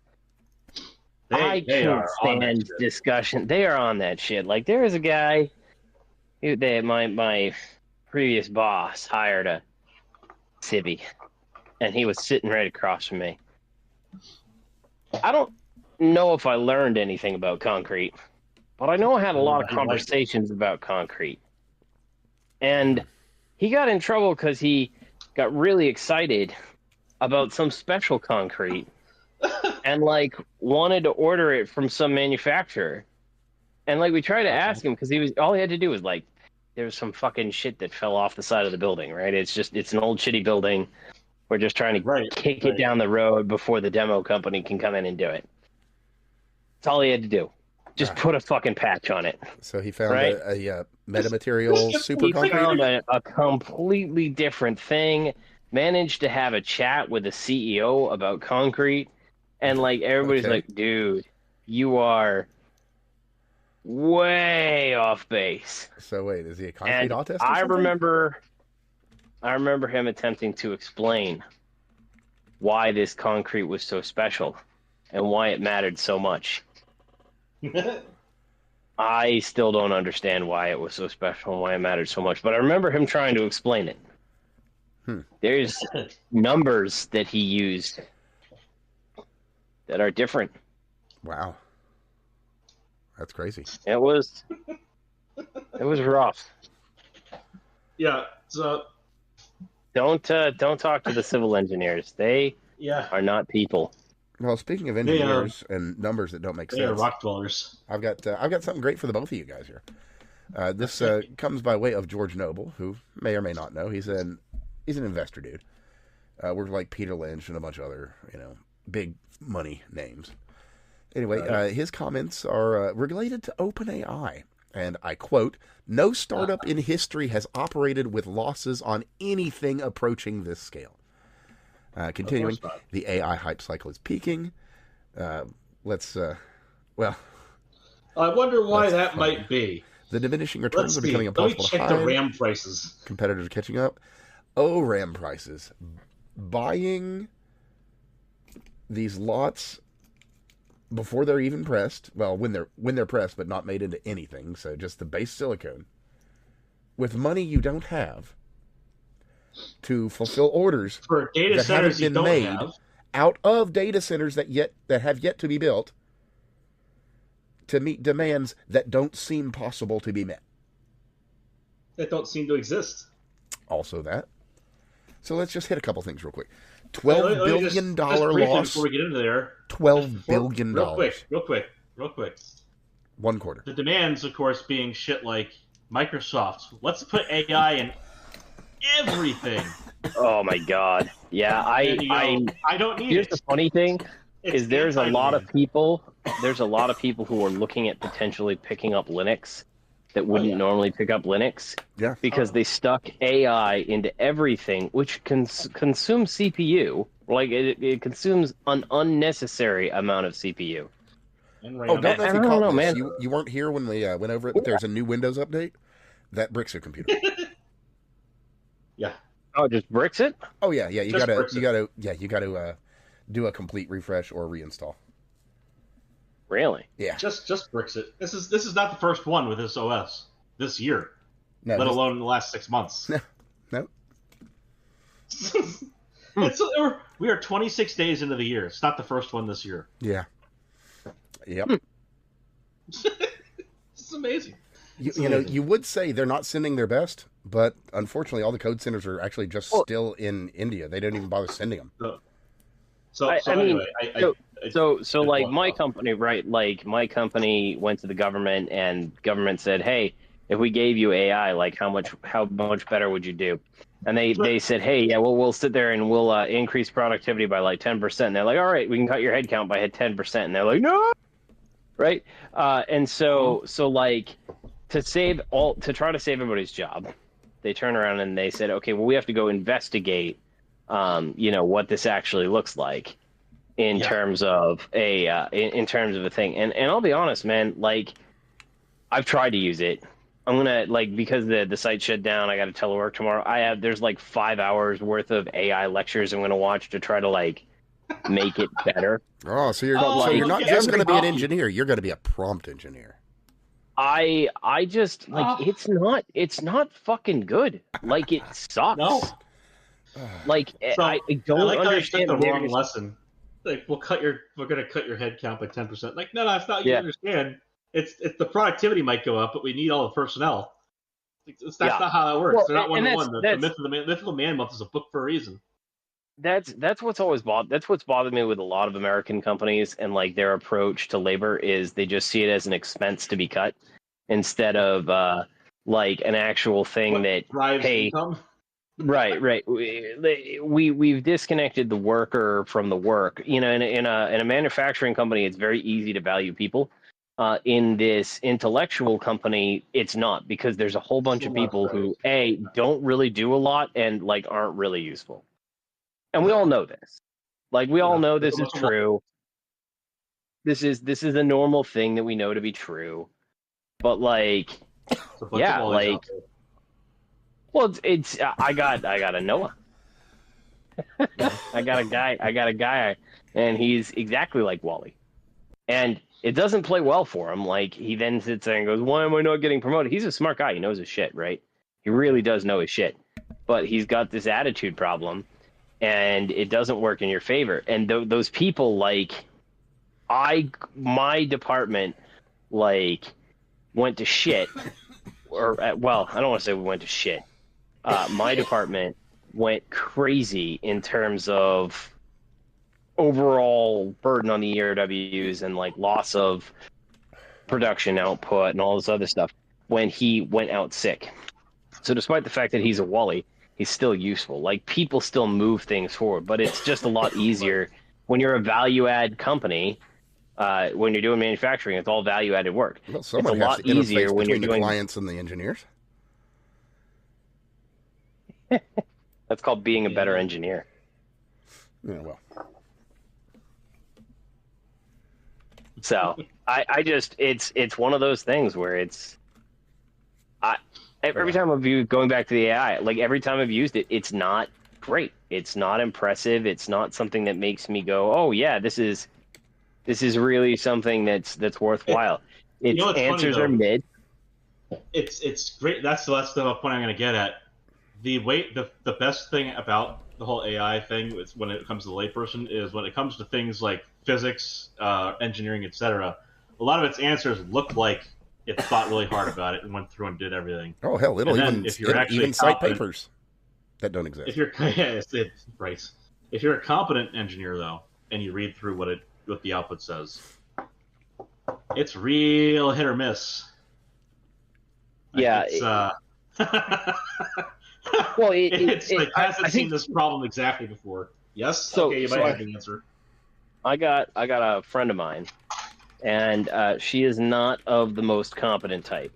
So she has a great resume, and it worked really, really well. But she basically has interpersonal skill issues, and she takes criticism personally. So she never actually develops as an individual. So she's got all this great experience. They pay her for that experience, but it doesn't really go anywhere because she's not actually learning at each job, right? and this is a serious problem for her. So she engages in this cycle every 2 years. She rotates around the company. She is a huge fan of AI. She asks AI everything all the time, and then she'll send the answers. Like my wife or I will ask her, or she'll ask some sort of question, my wife or I, and then she'll like give the inputs that she got from the AI to us, and it's like, holy shit, bro! Like this is terrible. Like there are people who get sucked into this idea that it's thinking or it's doing something. It is guessing. And if you're a competent individual and you deal with AI on a regular basis, it's very fucking clear that it's guessing. Yeah. Right? Like, oh yeah. It provides an output that is supposed to reflect something about it's the thing is it's not capturing. So because it only reflects external communications, it doesn't capture the nuance of human cogitation that is required to answer certain questions, and a lot of real questions that matter, I should say, like things that make a company money, for example, outside of just base programming. A lot of those kind of questions require deep thinking that an AI is not capable of, and when it tries to mimic the kind of output, it doesn't have the cogitation internally to provide that output. It really irks me that people call it AI because it shouldn't be referred to as AI. They're really not. Like, they're LLMs. It's a better search. Yeah, they should be referred to as LLMs. It's like a better search than what they used to have for algorithms. It's much more personable. So instead of me cycling Google web pages and using Google Foo to try to figure out what the right phrase is to find the article that I looked for a long time ago, it'll usually come pretty close. Like if I ask it a question and I know what the answer to the question is, and it comes pretty close, I can start working on the little differentiators to try to get to the source material that I really wanted to read in the first place. And that's a pretty good use of AI. Like I think it'll be a good research assistant. It'll operate really well in a space where there aren't very high expectations of it, but it's just these people want to embed it in everything. They keep on thinking that they can just cut out the human element, and it's just not good enough for that. Well, I mean, we've seen where vibe coding has gotten Windows 11. Yeah. Yeah, so bringing it back to that, because I did cut you off to bring us down this tangent. I guess specifically on that, I wasn't talking about Windows. I was actually more wanting to mention something related to OpenAI there, actually. That being exactly the specifics of that, because I actually have some real deal numbers, and they're astounding. Yeah. Okay. So, OpenAI, $12 billion lost in a single quarter, second month in a row from December that their traffic is falling. Salesforce, don't know if you've heard of them, they're kind of a big deal, has dropped ChatGPT for Google Gemini, of all fucking things, but whatever. They've lost a couple of their leaders. Google Gemini ate shit really early on, and so you could bet that they cut a lot of that crap out. So my brother is working at Google now, and it's funny because he's mentioned, someone said something about ChatGPT in the family chat the other day. He said, or you could go for the home team and use Gemini, and I was just chuckling to myself. It's like, I'm not fucking using Gemini. I mean, look, if they paid me, I would use their Gemini. If they paid me, I'd probably help them make it better. Oh hell yeah! Perplexity. If you're listening, you don't have to just sponsor Joe. You can throw some money over here. We'll talk about you. Yeah, there you go. I'm down. Hell, Elon wants to throw some money our way. I'll fucking sponsor this bitch by Grok. I don't give a fuck. Hey man, yeah, there you go. Grok, what's the next topic for the show? Grok's actually not bad. No, I actually don't like Grok. Like as an LLM, Grok is pretty good. There are supposed to be some better ones. It's just my interface with it. I'm not ChatGPT. I'm not a fan of. Oh, real quick too. Just let me make 2 points because there's only 2 other points I wanted to make on this, and they're really well. There's billions of points to be made in these two. The first one is Elon and a lawsuit, in which case he's suing for $134 billion. And then the fact that the company... For what? defrauding him on the contracts and all that shit. Like they said they were Because going to he was be a one of the nonprofit. he was one of those AI investors, open AI investors. Yeah, he like threw them. Oh a bunch yeah, of yeah, billions that's in right. the early Because it days. was supposed to be an open source program platform, Exactly. and then they they switched to closed source, and yeah. I told them. It's like, no, you were making this for the good of humanity, not for a profit. And they're like, fuck you. Yeah. And on top of that, they need about $100-200 billion before they can even start making money. Like they are so you know what's going to end up happening, right? He's gonna aim for the lawsuit. He's gonna aim to get his money back. He probably has a legitimate case. If he doesn't, or if he wins, then he gets to go buy it and he gets to make it open source. He could. Like he gets access to their code and then he'll make it open source. Either that or he just rolls it into Grok, which would be kind of funny too. I would guess that, like, if I was him, I would actually want an open source competitor. There is because there's value in open source stuff. There's context to be had here, which is pretty damn funny. Remember, Grok had its code base stolen and exfiltrated by somebody. True. And uploaded to what platform? ChatGPT, right? So, this is not just some petty revenge. This might actually have some funny calculus to it. Well, not even funny. I mean, that's just flat out legitimate. It's funny in the irony sense, I guess. Fair. Like there's you guys stole my code base. I'm going to steal your code outright, legally in court.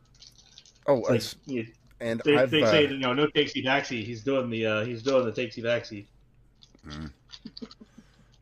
Yeah. Well, I've got some good news, somewhat related. It ties in, at least tertiarily, and that, of course, being that something that we here at the Fake Untitled podcast and myself, at least I've been advocating for this last 10 years at least, and we have an executive order went through just about a week ago. Mm-hmm. We're gonna make asylums great again. They're coming back, folks. We are going to actually fucking help these people. Now, I might sound a little... The saddest part about that whole entire thing is one activist is really what ended the system. Mm-hmm. And like, it's amazing how much damage one person can do. It is. Yeah. Well, I mean, if you've got one idiot that's just out on the streets of Minnesota, he can very nearly take apart the whole ICE operation if people don't have the stones to do what they need to do. But yeah, one idiot can make a lot of things fall apart. And just that's a whole... Yeah, that's a whole thing, I know. And on that, too. Yeah, we should talk about that if you guys haven't already. I'm assuming you already did. Yeah, it's an important story. Hit all the high points and actually put out a realistic timeline, too, because there's a lot of folks that are not being reasonable with the timeline. Like, there's a lot of... I like Stephen Miller. I like what he's doing. He's a good man. But old dude wasn't a fucking terrorist. He was just an idiot that was being an idiot. Now, was he maybe expecting that he might die and was willing to sacrifice his life for this? Yes, that doesn't make him a terrorist. That makes him an insane activist, but not a terrorist. Makes him a zealot. Yes, that's the word. Right. That is exactly the word I was looking for, yes. Right. Like this is the problem is fundamentally, so like we're going to keep on having bodies pile up on this whole thing. Mm-hmm. Right, because these, and in this one, like I think ICE fucked up on this one. It really looks like ICE kind of fucked up on this one. Well, we actually went through the whole thing, and again, just doing it super quick. Agent 1, Agent 2. Agent 1 says he's got a gun. Agent 2 draws his gun. Agent 1 withdraws the gun from his. Now, this is from what it looks like. It might not be this. Just again, this is what it looks like. So Agent 1 says he's got a gun. Agent 2 draws his gun. Agent 1 withdraws dude's gun from his waist. Gun being a SIG P320. Anyway. And it is entirely possible that because it was a SIG P320 that all this went down. That could actually be the case. In which case... It could be. Sig Sauer could be facing a very complicated 2026. I think that's a very weak. Like I understand. I saw the argument. I saw it hashed out. I think that's a weak basis for the right to be attempting to defend ICE on this one, right? And again, I think that there probably is something like what you guys have gone over, right? I think that there's something there, but there's also like, I don't know. It's a complex thing. The guy obviously had a gun. He went down to a protest. Like, well, not only there's that, a lot he of went down to a intent coming protest down without his CCW, without his ID, after having deleted his social media, while being a member of these anti-ICE groups. Yeah, and if they, obviously there should be an investigation. If they find out that he has like a fucking manifesto, it's not going to save anything, but it wouldn't surprise me. Yeah, allegedly here, but he tried to delete his socials before he did all this stuff too. Yeah, so... Yep. So, like, it looked like he was kind of moving towards an end point. If you get my drift on that. Oh, yes, exactly. Bats makes another mention of something that we didn't cover, which is after the shooting, the first agent that I think did the shooting is like, "Where's the gun?" Which there's a lot of folks that have said, well, golly gee, that means they didn't know anything. No, it means that he expected there was a gun there, and so he acted expecting to be shot. That's what that means. Yeah. Yeah, I don't know about you guys, but I don't like being shot. Same. I think this one's messy, right? And I think the real blame lies with, and this is because I missed out on the Renee Good one and this one. I think the real blame predominantly lies with Waltz and the mayor, because reminder, the one person to vote against the Somali fraud in Minnesota, the one Democrat to do so. She was later killed by a man that said he was working for Tim Walz and that he was ordered to kill her and her husband. And whose wife was working with Tim Walz. Yes. Yeah, and I think that I could go further on this. I think that this is partly the blame on part of the blame falls on Trump. He should have done Insurrection Act by now. I know it's like kind of a red line. Yeah, I'm kind of. The thing is that they're going to call him Hitler regardless. Mm-hmm. Right, exactly. But that's the reason you should just do it. Get over with. That's going to happen. And don't get me wrong. Like, I wish it could be done another way, but and I understand. Like, if I was Trump, I would be in the same boat. I wouldn't want to pull that trigger. Yeah, I know they're also worried about midterms, but like, come the fuck on, guys. They're worried they're going to get their murder. The problem that you have is that like this really comes down to this is probably the only good time to talk about the Overton window, right? It really comes down to human behavior is and I saw somebody sitting there and like explain how this all relates to them. Human behavior operates on a bell curve, right? There's a mean to that there's a mean center line to that bell curve, and some people are going to be off in the weeds on it, and some people are going to be, pro-social on it, right? Some anti-social and pro-social is really where your trend line is off of that. And how extreme you go is going to be determined largely by the midpoint. Law enforcement on the tails shifts that midpoint up, right? Because if you turn around and you say, hey, there's always going to be at, let's say, the 95, if you go into the anti-social behavior, the 95th percent confidence interval on that side, that's where you enforce the law, right? 2.5% of all cases are going to have the law enforced against them, right? And that's just where it is. If you enforce that at these extremes of behavior, that it really requires people dying in the streets in order to enforce the law, then what ends up happening is the midpoint shifts to that point. But if you enforce the law at the boundary at which the illegal activity is taking place, and it's much safer, right? Like, you're not ramming ICE agents with cars. You're punishing people for these actions, and you punish them for it up front. Or you leave your gun home when you're going out to protest, for instance. Right. If these people know that there's consequences, it will shift the mean. And if it shifts the mean, people's lives will be saved. That's just really what it comes down to. Well, I'll share something with you that don't know if you follow, but great account, Mystery Grove. But they had something to say on this just yesterday, and that is this guy had to die, and more probably do still. And that's Had dark, to, and is, that's tragic. But sadly, these people have to learn that this is too far. Again, I don't think he had to die. I think no, that's fair. That's not a good situation. Let's go back to Renee Good. Right. That one is completely clear cut. And to be fair, everything in that video happens within the span of 3 seconds. So, ICE didn't have or CBP, whatever, didn't have a whole lot of time to, game and plan. Right. So, right. Well, that one was pretty clear cut in ICE's favor. This one is definitely more of a fringe case. I can understand how they get to the point where it's bad news bears. I haven't seen enough of the video to see what led up to the confrontation. I've had, my wife has told me that he was helping another woman out, and that's what she saw in the video, and that I've heard that from other people. That's not accurate. Real quick, he's out directing traffic, and then he, I think they shouted him to get out of the fucking road or some shit like that. And then he walks back, and they pepper spray him and the girl. He grabs the girl's hair and throws her to the ground. Then they throw him to the ground, and then everything happens as you've seen. So he wasn't trying to help her. He was probably just lashing out, thinking that that's where the attack came from. Got it. Just to be completely it's not clear. If there was any, good or bad, the result was that he ended up shoving her to the ground. Yeah. Yeah. All right, so you're talking from the perspective of the ICE officer. I was talking from the perspective of the guy who got shot. But yeah. Well, either way, I mean, I'm not saying that the ICE officer was helping the woman. I've heard that the ICE officer shoved a woman, pepper sprayed her, and this guy was helping her. So what does that look like? Don't know.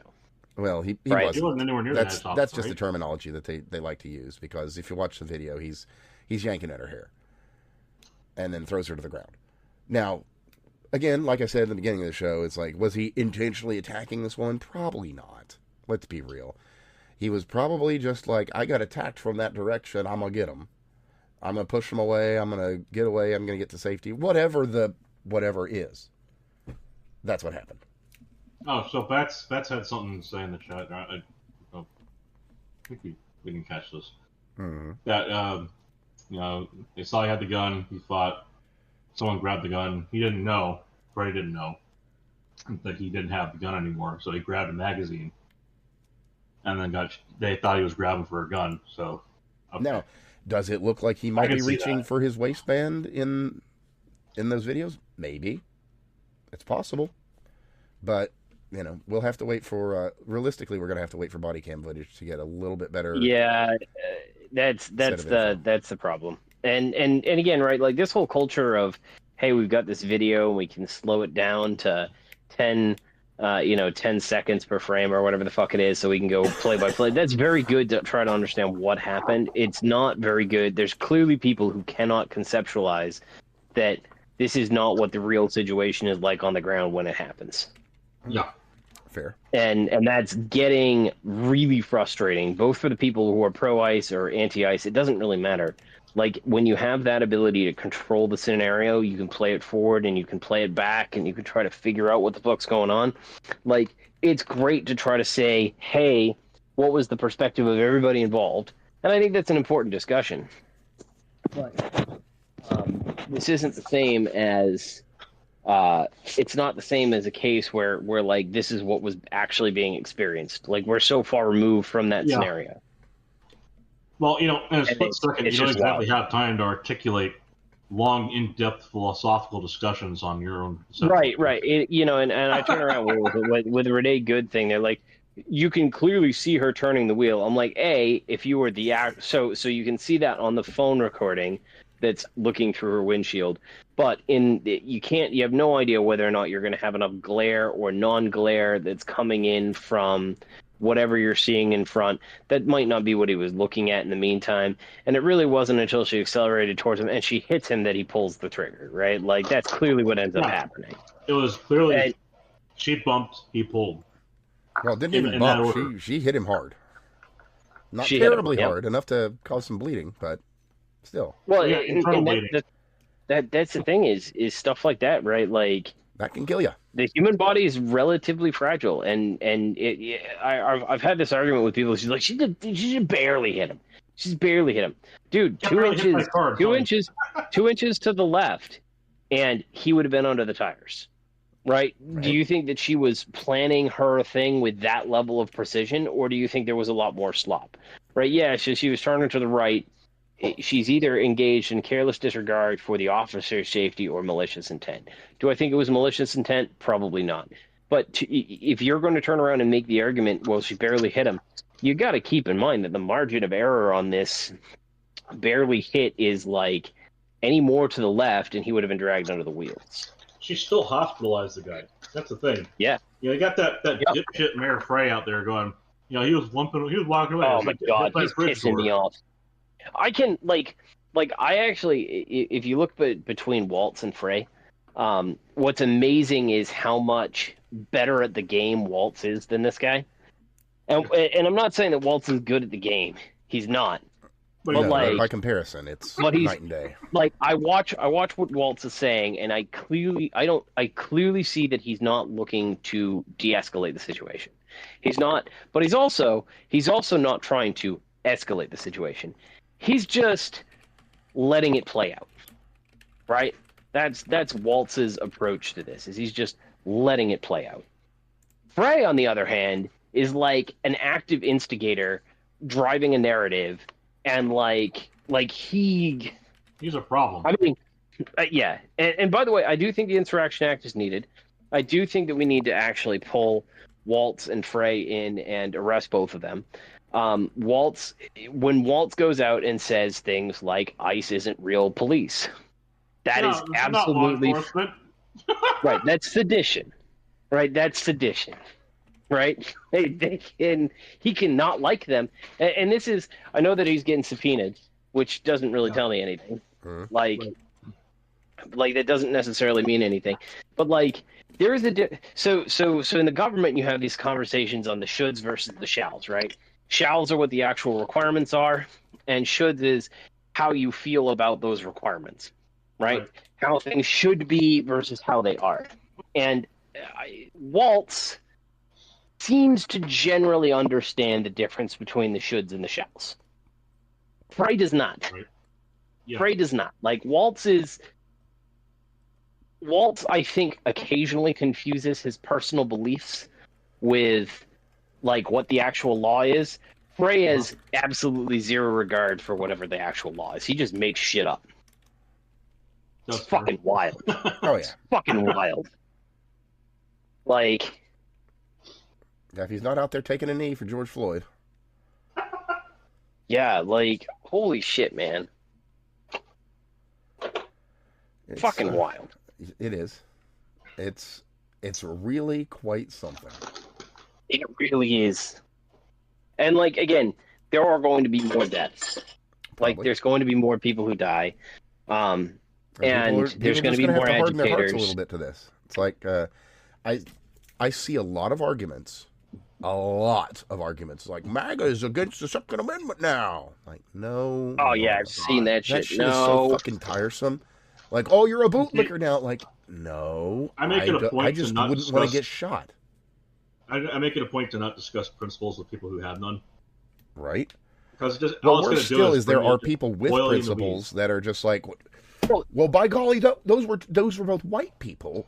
And we just have to let it go because they were white. It's come the fuck on, dude. I get it, but come the fuck on. If you pause for a minute, right? We talked some heretical shit a few years ago under Biden, right? There's a couple times where we talked about how if this continues, it will escalate to the point of tyranny, and we need to do something. That is absolutely a reality. But when you turn around and you say, hey, it's escalating towards tyranny, there comes with that the assumption that you are going essentially to war, and there will be losses, right? It's not a LARP, right? If you believe in your heart of hearts that the government is tyrannical and you need to oppose it with force, then you also believe in your heart of hearts that it's worth dying for. The left is clearly surprised that they've taken this stance that they're hey, why did you have real bullets? Well, why do you have real bullets? You're like, no, no, no, no, no. Like, this is, bullets! they're clearly fucking LARPing. And it's even more infuriating that they are LARPing. Well, the crazy part is the people up at the top of these organizations know full and well what they're instigating and what the results could be, and they don't care. Actually, they do care Right. because they want this to happen. Yeah, it seems that way. Because it's It seems that ugly, way. and it makes the good guys look like the bad guys, and you can spin it real easy. And then you get a bunch of fucking people that should know better, should know full and well better, but they're like, well, I thought you Americans had a Second Amendment.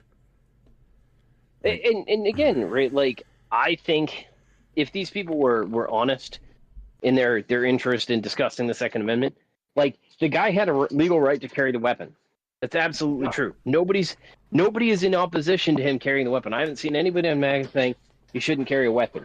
However, there's a lot of people who are saying you shouldn't start shit with cops. Well, That's but very don't common. that means that they're allowed to kill you, Steve. If you start shit with a cop, that means they're allowed to kill you. Don't you know that? This is correct. If you, as a matter of fact, if you say a word at a police officer, they are legally required to kill you on the spot. Yep. Oh yeah, that's my favorite. Is you're opposed to the people recording? I'm like, I haven't seen anybody say you can't record. Right? Every goddamn person on the right has said at this point, keep recording.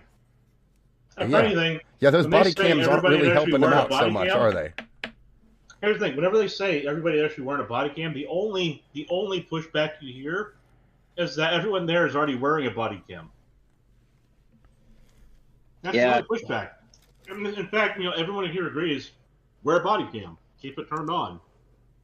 Yep. In fact, the funniest thing to come out of BLM has been the body cams. Mm-hmm. Well, I remember almost 2 decades ago at this point, or I guess a decade and a half ago, Reason articles were saying the Libertarian magazine. Oh, Reason. For those who don't know, they are precious. They are, but they used to be better. They really did. Once upon a time. Then, oh, Dave. But they were saying anyway, cops should wear body cams because it keeps everybody honest. And you know what? It was a great argument. Hey, fair point. And that was back in 2009. That's way before BLM. That's way before any of this other stuff. But then, right? But then, when they finally did start wearing body cams, we got to see why cops, why they were having why some people would ended up with imagine more that holes than when they would started the day throw a pan of boiling water on a police officer for literally no fucking reason. The name is probably incorrect on the Boquisha, but I mean literally, like some old black lady that had called him up to help her out, I think even, and they're just like they're just being helpful guys, just like it might as well just be two dudes that are helping out an old lady, and then she gets she puts on a pot of water, gets it boiling while talking to him, then picks the fucker up and like threatens the dude. And then throws it at him and gets shot. Yeah. I mean, like, what the fuck are you doing? Now look, that, sir, is police brutality. Yeah, not the shooting part. I mean, the part where he did not just accept the pot of boiling water. Mm-hmm. Well, Oh, that's just racism. Yeah, exactly. that was a gift. Actually, she was trying to gift him that boiling water. That's exactly right. Mm-hmm. She was concerned that he was cold. Well, sure. That just makes sense. No. Yeah, I don't know, man. It's I'm in the same boat where after the Renee Good thing was one of those things where I went directly to the Krasenstein's post. See what they say. Just as by the by, you weren't here for that, but Brian actually went ahead and said that he is in the Signal group. That he was. That the MAGA people should stop crying that he's a member of that group. What Signal group? The one that the fucking shot guy was in, the one that the Renee Good was in, the anti-ICE groups. The ones that are passing out the, ICE IDs and tagging cars, like getting the license plate and all that shit, the organization group. Yeah. Well, that's good. Yeah, That we did cover we did cover those groups earlier, and there's people out there doing the Lord's work of having fun, infiltrating, and so on. And I went ahead and I've looked into some of the stuff that's been coming out, and it's. Let me just say that there are people out there who are gloating, saying this is all just First Amendment protected activity. It's like, how? It's not when it's conspiracy to commit fucking federal felonies. Right. Yeah, yeah. It's criminal activity, man. When they, the stuff. I didn't realize that they actually were in a signal group. Oh, yeah. Not just one. Oh, not just that. Like the lieutenant general, a bunch of Reuters fucking journos. Lieutenant governor. Yeah, lieutenant governor, a bunch of Reuters journos, a bunch of Tim Walz's people, like literally his people that are in the. I hear something to be said. It should not be considered, in my opinion, it should not be considered criminal intent or anything else otherwise, just by mere presence. Yeah, absolutely not. There were all sorts of people in that one Discord group, aside from Armand and the two kids and the two feds, and none of them have become shooters. So yeah, exactly. Like it's just the fact that the mere presence is not. I think should not be anything considered close to criminal liability, but material participation, material aid, and explicit direction to illegal activity. Those well, see, that's the thing. Are the problem. Those exist, and those are the problem. And the other part of this, which obviously you haven't caught everything, just to reiterate, that they have access to the National License Plate Database. That means that some LEO or someone connected to an LEO, directly connected, is doing this for them. And on top of that, they know about the shift changes at the police station. They've got more information than they should have. Why is that? Well, that's a good question. Well, and again, right, you're going to have folks from the left who are cops. That's a thing. 9/11 it's always going to be too. A thing. Sure. And by the way, that's just me quoting from their thing. They actually do have 9/11 operators, and they've been trained specifically not to respond to ICE calls. It was in the manual that Cam Higby dropped today. Yeah. Oh, they actually see again. Like, I think what's going to end up happening, right? This goes back to the Insurrection Act. If you go back a week, right? I know it's a long time nowadays, but if you go back a week ago, you had the people barge into the church. That was I cannot believe. I don't think that was a major, well-organized group of lefties, because it turns ultimately out actually lefties. That it was, but anyway, I typically so I've been in a left-wing chat, right? I've been in a left-wing chat, not infiltrating. It was Schellenberger had a group that wanted people to come and be pro-nuclear energy. And I got into this fucking chat, and they're like, hey, what kind of demonstrations can we do? And I said, well, what we really need to do is we really need to start working on desensitizing people and decreasing the fear. So we should run events like a nuclear days, right? We should work and coordinate something that's a large process with all the plants and all the laboratory facilities, where they go into an adjacent park or something like that, and they've got some stands and informational packets, and you get to play with meters and stuff like that, and just decrease this fear that exists around radiation, sure. Right? And they said, yeah, but that's real. They turned around to me and they said, yeah, that's really expensive. We're thinking we're going to do a protest, and we're going to dress somebody up in a polar bear suit. And I said, why would you do that? And they said, because it gets attention, right? We only need 5 or 6 people. And if we get 5 or 6 people and we work with the media groups that show up, they'll eventually show up. The 5 or 6 people, we can get them into a tight frame so it looks like we're, really significant as a group. Oh, yeah, and then we get the story out there that looks like... It looks like 1,000. Right.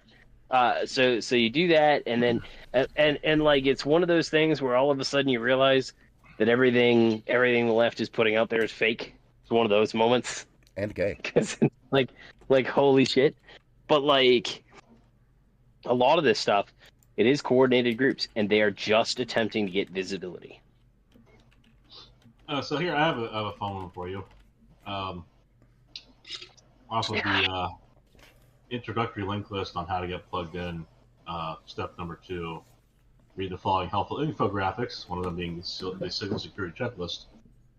Under the basics, you can skip a little bit here forward on it. If a group member is arrested or their phone is confiscated, notify an admin immediately so they can be removed from chats. I just want you to understand that is a call. That is some very specific high-level coordination right there. That means that they know that they've got some shit that people should not see.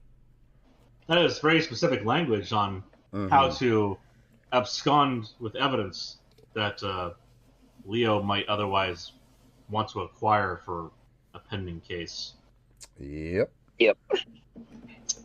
No, I mean, again, if the Krasensteins are in a group like that, power to them. I think. I mean, is anyone surprised that the Krasensteins are part of an anti-American group of activists? I mean, no. Really? No. But like, I'm surprised it took this long to get confirmation. Until such time as I see arrests, it doesn't fucking matter. True, that's fair. Now that said, you know what? I'm not going to get the show banned. Never mind. So anyway. Oh, come on! You gotta. Nope. You can't tease us with that. That's a wide range of things you could have said there. Well, you know what? You're just going to have to hop in your helicopter and figure it out. All right. So anyway, as I was saying before about the directed energy weapons, and Catherine Herridge. Oh, that's right. Yeah, Catherine Herridge actually did an interview with a man by the name of Mike Beck, who was injured by one of these, apparently from one of our enemies in the 90s. I don't believe this. I don't. Well, so like, I saw somebody sit there and say, I can't remember who or where, but they said it's not really a surprise to hear that story that came out of Venezuela, which part of that to me sounds like a psyop. Like, sounds to me like you don't want to get discombobulated. No, it sounds like a psyop. Like the military. So here's the thing that's kind of crazy, right? Everybody thinks that the military's got like crazy next level tech, right? Yeah, not the and it all exists. That's the double black diamond black op guys. Come on. Yeah, everybody believes there's like this secret level of military technology, and the thing that is funny is like the military is pretty open about what its tech can do. They don't give you the exact tech specs of what it can do, but they're pretty fucking open about it. Like, we have a really good idea about That's the whole idea of tread softly, carry a big stick. Right. Like they come out, what was it? I go back to this because it affects us, or probably will affect us. You go back to about a month ago, maybe even 2 months ago, and Trump came out and announced 2 new battleships, right? No, I thought you were going to talk about how we have weapons that can bend time and space, but go on. Oh, no. No, that was a weird thing. But he announced 2 new battleships, and they basically told you, if you paid attention and listened to the language, that these are largely going to be anti-drone, E-war, close range, or E-war close range bombardment support, right? So they are clearly designed as anti-drone warfare and anti-drone swarm warfare. They have lasers to do all kinds of deflection, which is largely what they're probably replacing. You have the phalanx system that we have now. That's exactly where you put like 5,000 rounds per minute into the air. Those things spit ammo and just kind of make a wall of bullets. Right, and so the laser defense thing is basically the new version of that, and they can fire that. And then my guess is that we've already started this partnership with some of our allies where we're kind of trading tech. We give them an export safe vessel. We have, our top tier stuff. We have Australia, the UK, right? And the US partnership, AUKUS. And we're giving them submarine technology, right? And part of that is to offload our responsibility. I will note, I will note that the French are not giving them that technology. Ha ha ha. Anyway, continue. Well, That's all. there's Just a little funny deep lore thing. Anyway, go ahead. Yeah. In any case, the point is that there's that kind of sharing. There's also a lot of we do have export safe planes and export safe this, and people put in their bids and they buy our weapons. And it's not like we do have some top tier secret stuff for the U.S. We have top tier training programs, top tier equipment.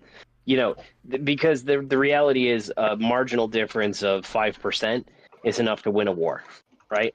So we just make our stuff 5% better. We're 30% better than the Russians, 40% better than the Chinese, and we'll be 5% better than the British, right? But we won't sell them a lot of our stuff, so it doesn't really matter. And they're not going to actually do anything with it. And this is kind of how they go.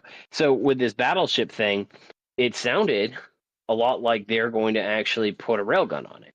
Now, the American railgun program essentially stopped somewhere around 2011. And we stopped making them. True. And the reason there's a place that's going to be gifting us 250 cherry trees in the near future that I hear might have not held back on that research. Yes. Well, South Korea and Japan both continued it. So the U.S. pioneered it.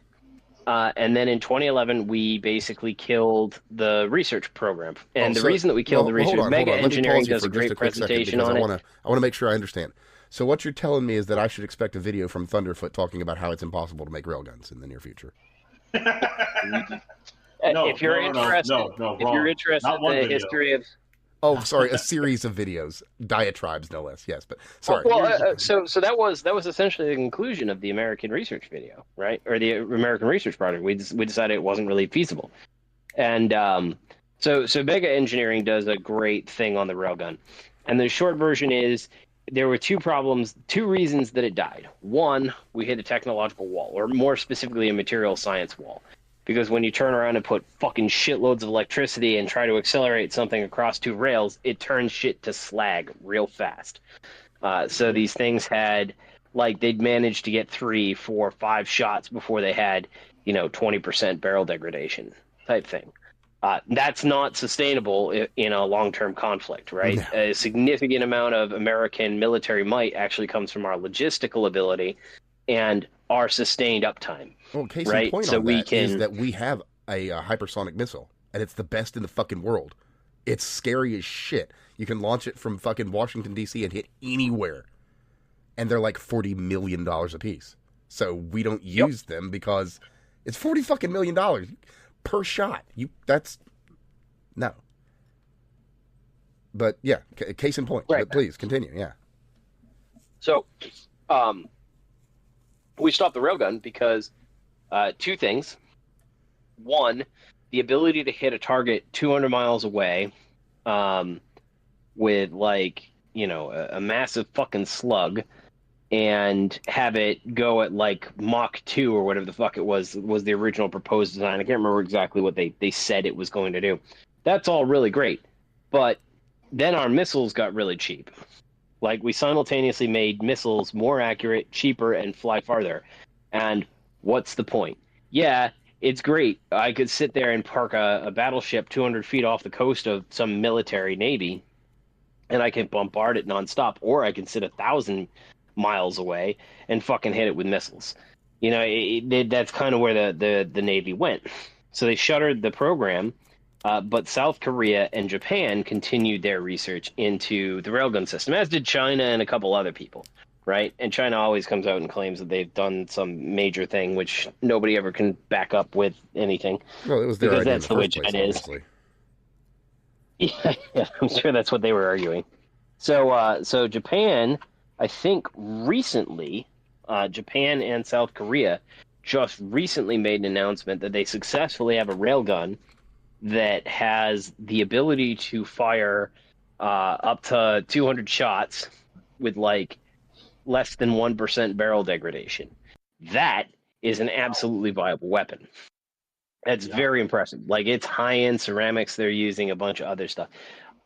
When you listen to what Trump's talking about with these battleship classes, they are overwhelmingly an E-warboat, overwhelmingly anti-drone, anti-swarm.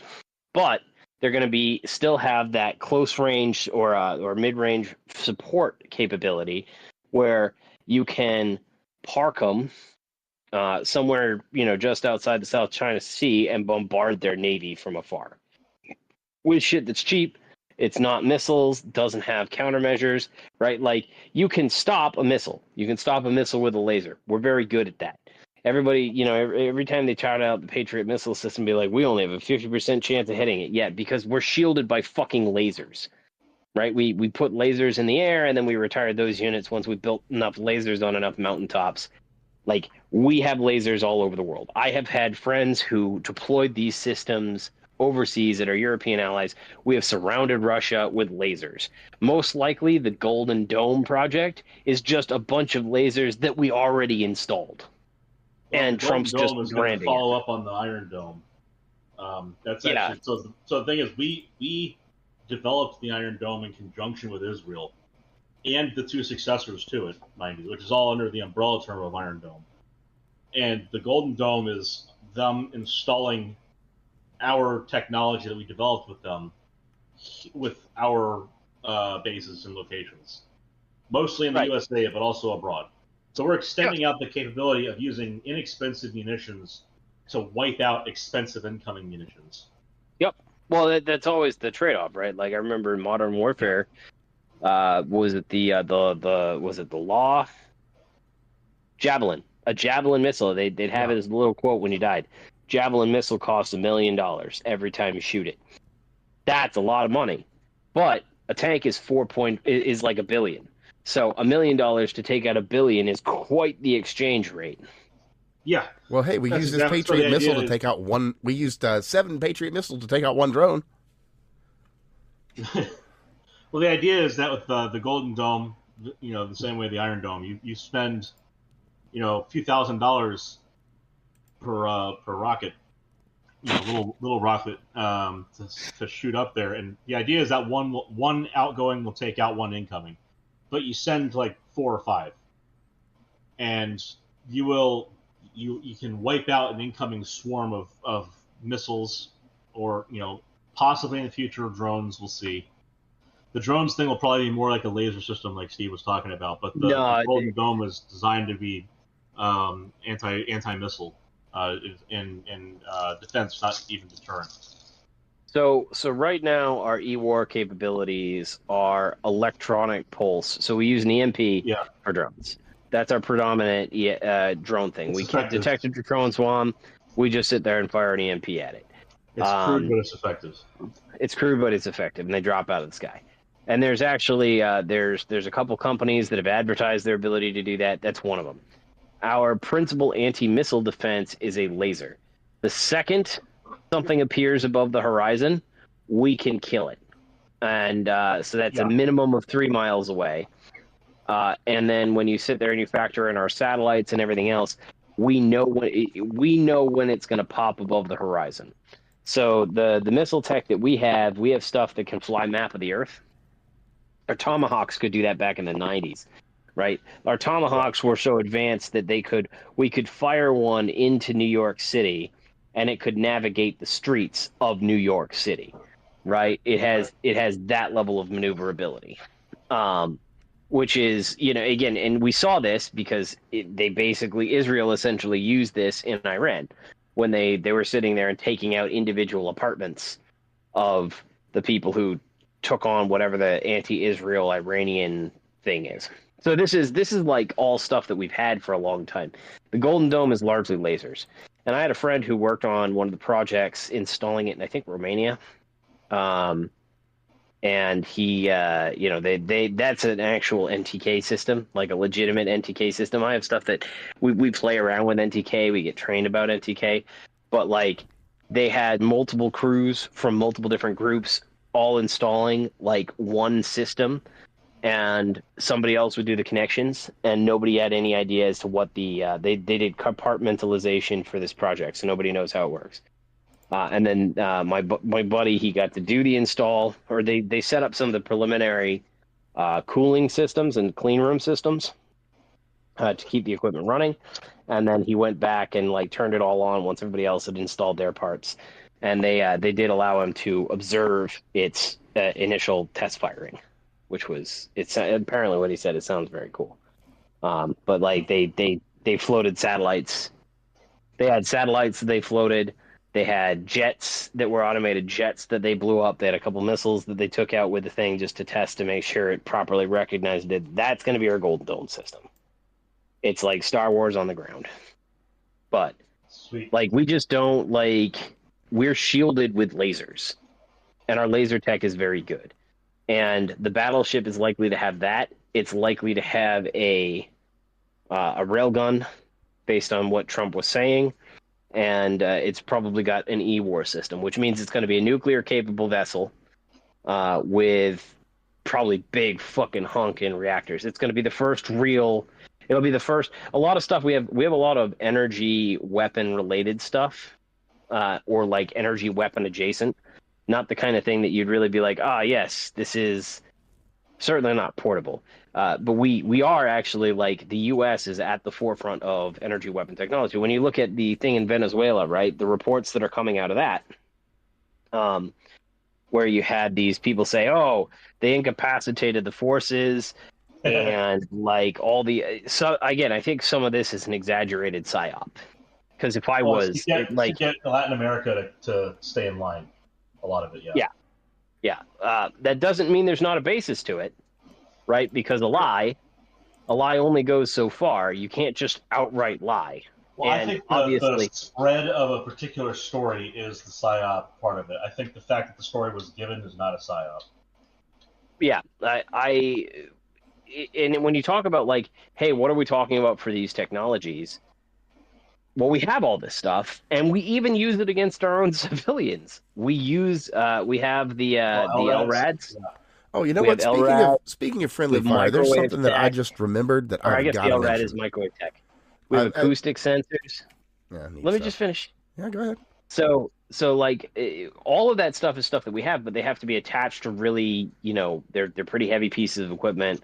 So really, the only difference between what we know exists and what the military purportedly used is miniaturization and portability, so that it could be applied to a helicopter.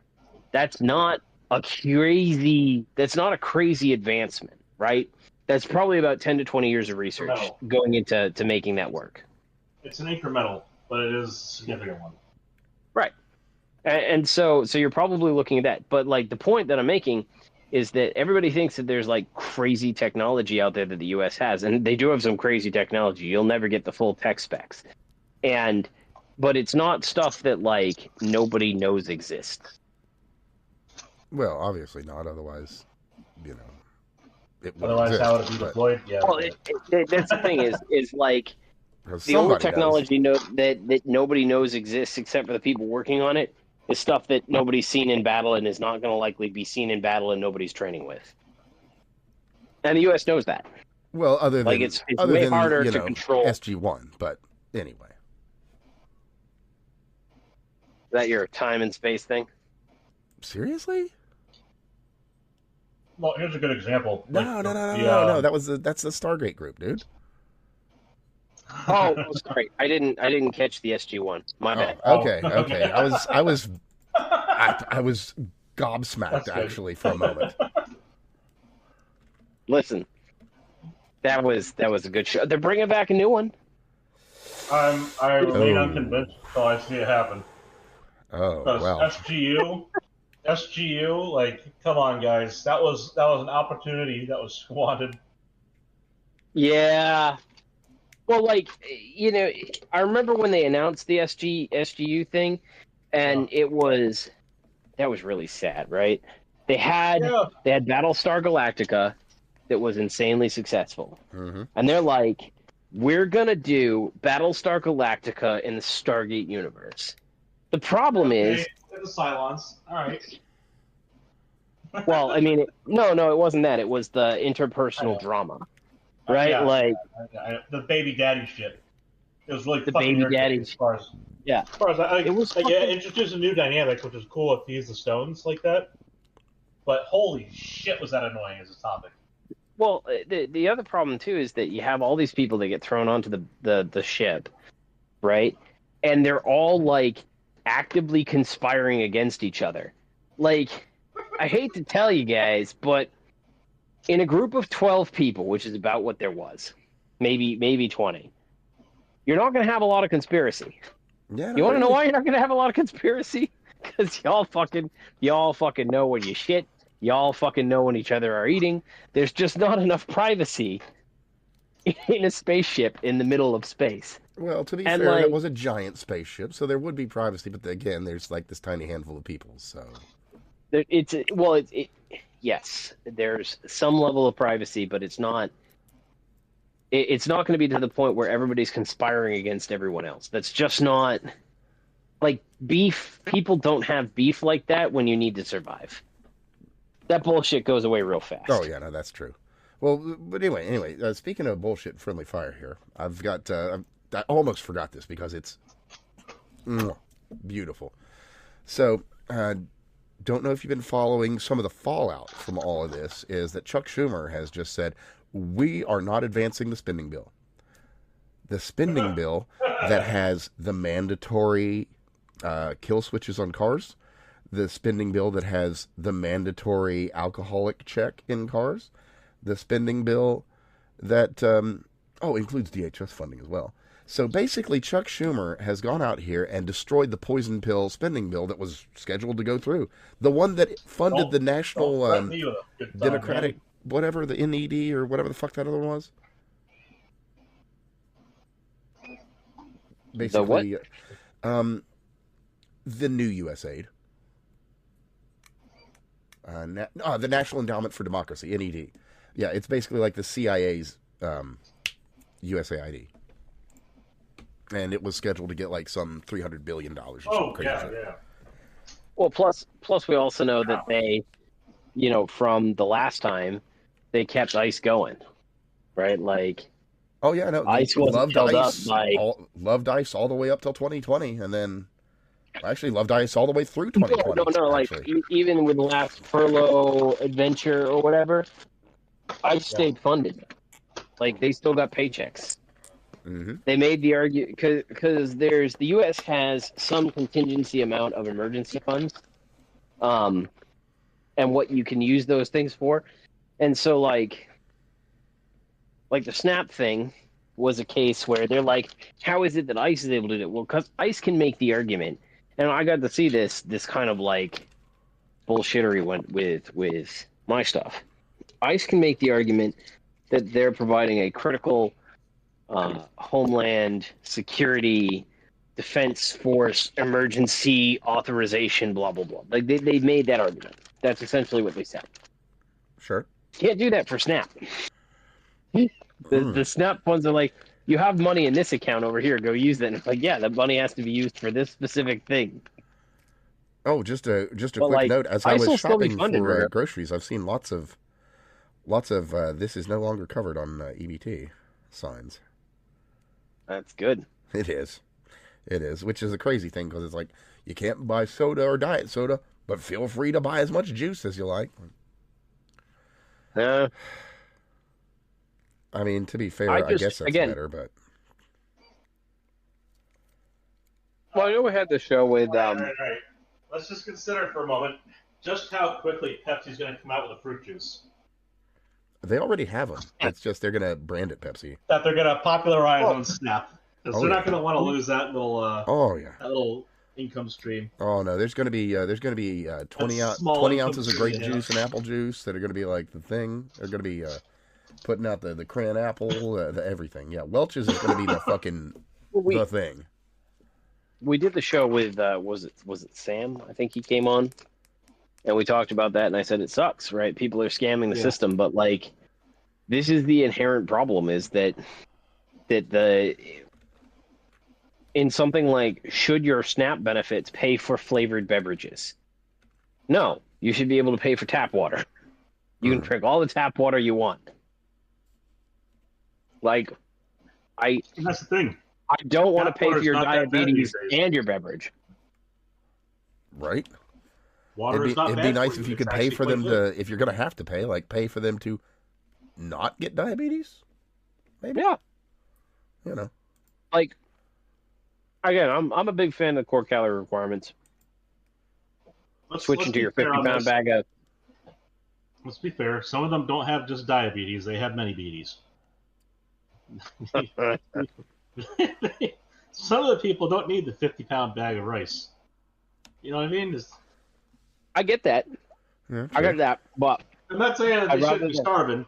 I'd rather they have a 50-pound bag of rice than a 3.5-ounce bag of Swedish fish. I'm not saying they should be starving. What I'm suggesting ever so subtly is that maybe they carry the bag of rice home from the distribution center. Oh, yeah, no, I agree with that. I mean, let's bring back government cheese if we're really talking about it. Oh, yeah. It's gone away. It's still there.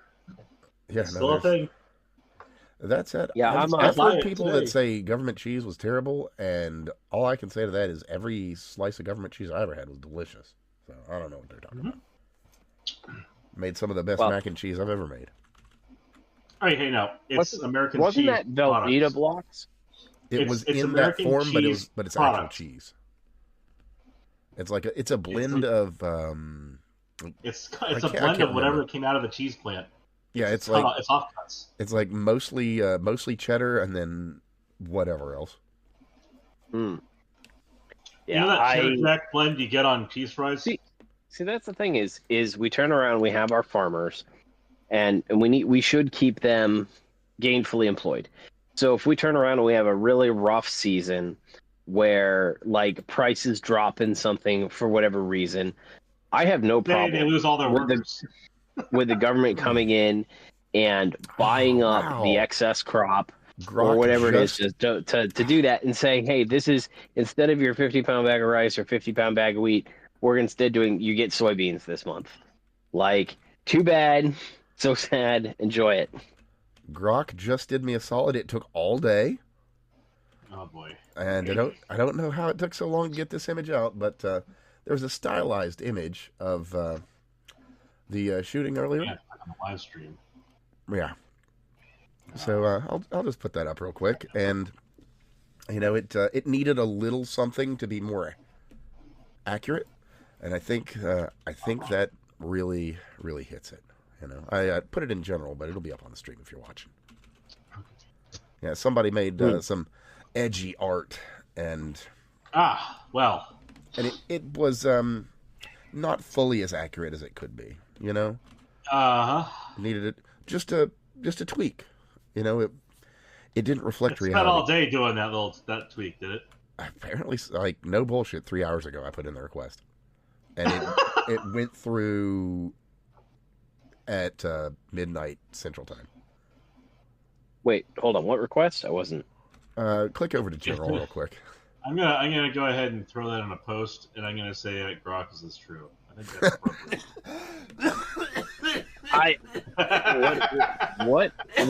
What is going on? Well, for one, I can't fucking breathe. Oh. For two, somebody made some subversive art of some guy holding the gun to the head of the guy that got shot today.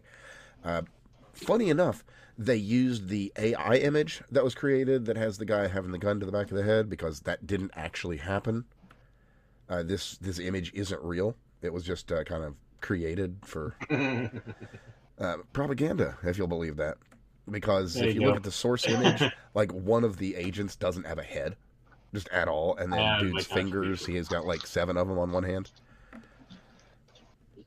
It's strange, isn't it? How many people suddenly have fucked up faces, hands, extra arms, limbs, that things that aren't even arms or legs. Mm-hmm. 3 eyes, or eyes that are like only 1.5 eyes. And as it's getting better, I will admit there's some very convincing stuff out there. Oh, I like the fact that it sucks. It helps me figure out who's trying to lie to me, or who's fucking stupid. Sure enough. Something you can look for is look for the things that you know. You're an expert in something. You know something is true.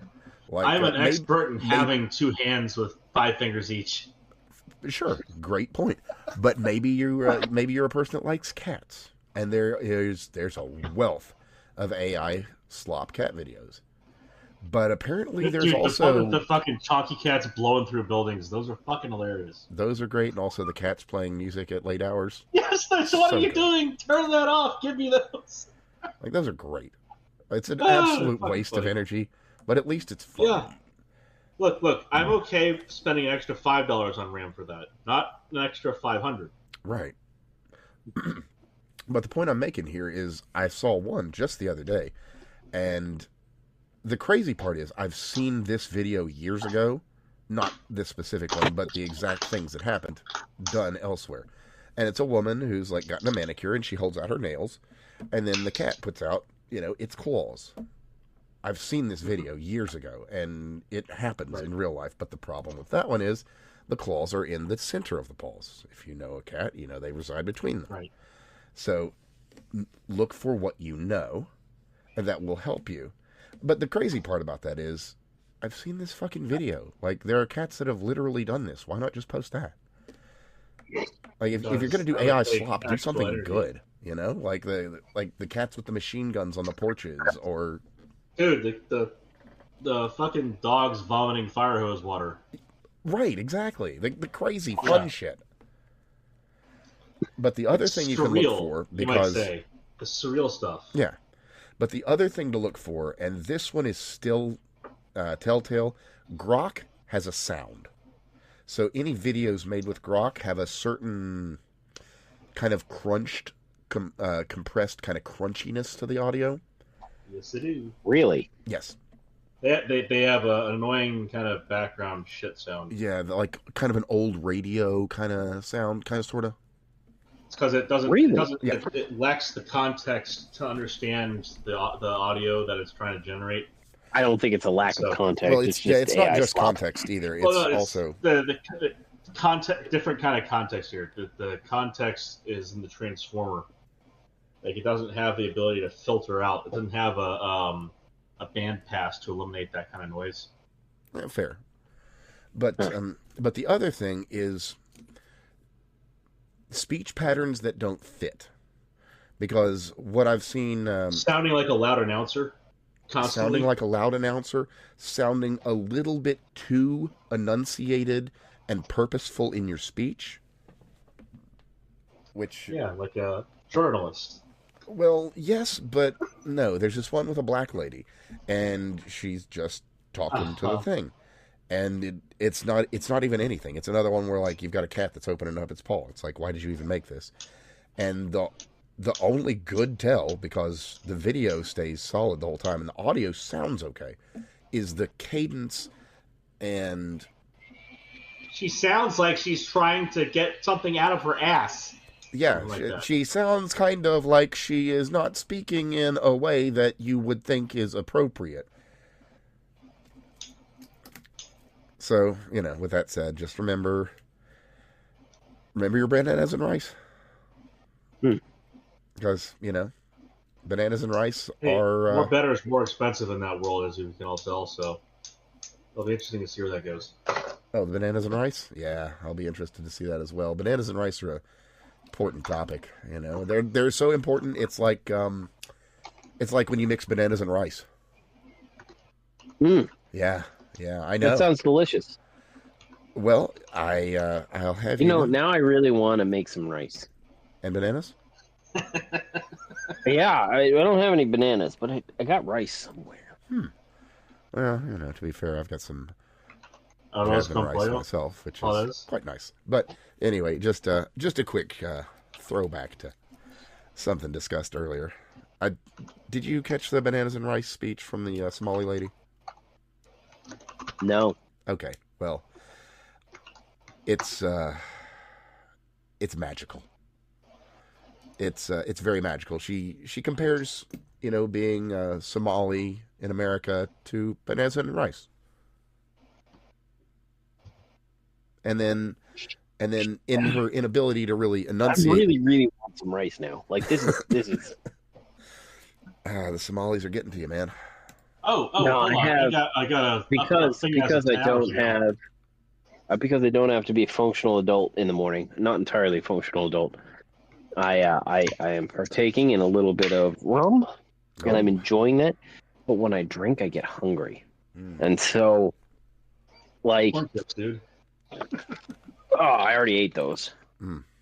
Oh, all right. Well, I already ate those. See, like the thing is that this is wintertime up here, right? Like it's like 4 degrees outside. oh, yeah. Fucking sucks. Yeah. I'm getting screen caps from people I know up in the Duluth area of the negative 40 odd degrees. It feels like forecast for outside. Yeah. It's exactly what kind of strength leash do they have on the intern they kick out to find that out? It's definitely like I have a ski pass, and I was debating. I'm like, I'm probably gonna take Tuesday and just go fucking ski. But like, yeah. There's definitely this like, my wife and I were sitting there looking at it like, oh man, it's snowing out. It's gonna be kind of crazy. And she's like, yeah. And I'm like, it's like 4 degrees. She's like, yeah. And I'm like, by the time I get to the mountain, I get to the top of the mountain, it'll be like negative 15 up there. And I'm going to be going like 30, 40 miles an hour down the hill. And that's going to fucking suck, right? It's going to be so fucking cold. A little bit of wind chill there. I'm just gonna wait till it gets back into like the 15 to 22 degree range. That's really like 22 to 28 is like the balls for skiing. Like that, you're just so comfortable. Yeah, at that point, you're warm, but you're not cold. Like below 22 degrees, you start to get into the hey, periodically I'm gonna have to go inside and warm up. But like when we went out last year we went out and it was fucking 6. Oh, did that suck? Yeah. It was 6 at the base camp. God knows what it was at the top of the mountain. That was a rough trip. But it's cold out there. And the snow's amazing. I know you, sadly, Southern boys have no idea what it's like. But when it's this cold, when it's like, give me a break. When it's like, no, it's not the same thing. It's different kinds of snow, man. Like right now, with it being guys who love skiing in Colorado, I know what snow is. By right now, it's so cold and snowing. The snow has zero adhesion to itself. Yeah, it's all powdery. It's crazy. Like I take a shovel, and it doesn't fucking matter. It goes. Yeah. It's like fucking mushroom spores. It's crazy. Yeah, kind of wild. Too, another crazy thing, just as a complete aside, is that as it gets colder and colder, you eventually get to the point where ice is a better road surface than anything. Because yeah. Well, what happens is once you get to a certain level of coldness, as you're driving across it, it's refreezing in the process of you moving over it. So it's actively holding the thing to it. Huh. So like your tires are freezing to it as they spin. But that's real cold. It's like negative 50s or below, I think. Huh. But that's like Fargo temperatures, yes. Yeah. But interesting stuff. Speaking of interesting stuff, thank you for sharing that in the chat there, Craig. There's something a resource that I would be remiss if I didn't share with everyone. So it will be in the show links below, and that is referencing the link I gave, which was to the database that we've already mentioned. Mm-hmm. Yeah, so do check out the database on there of the of all the license plates, and if you find yourself there, there's a fellow by the name of C.K. Rymandahl that's working on that. He says, if your license plate is in here and you are a regular citizen, let me know. I'd be happy to help fund a lawsuit against the known administrators of this list intended to violently target you. Well, all I can do is just help spread that out. So, if you find yourself in that situation, well, there's some resources for you. Yep. I don't mind taking money from babies. Right? Oh, speaking of babies too, and traveling back to our true greatest ally, we should probably mention what happened in Japan over the last few days, and that is the dissolution of the House of Representatives. So, Takeichi. Okay, no, that happens every time. So, but go ahead.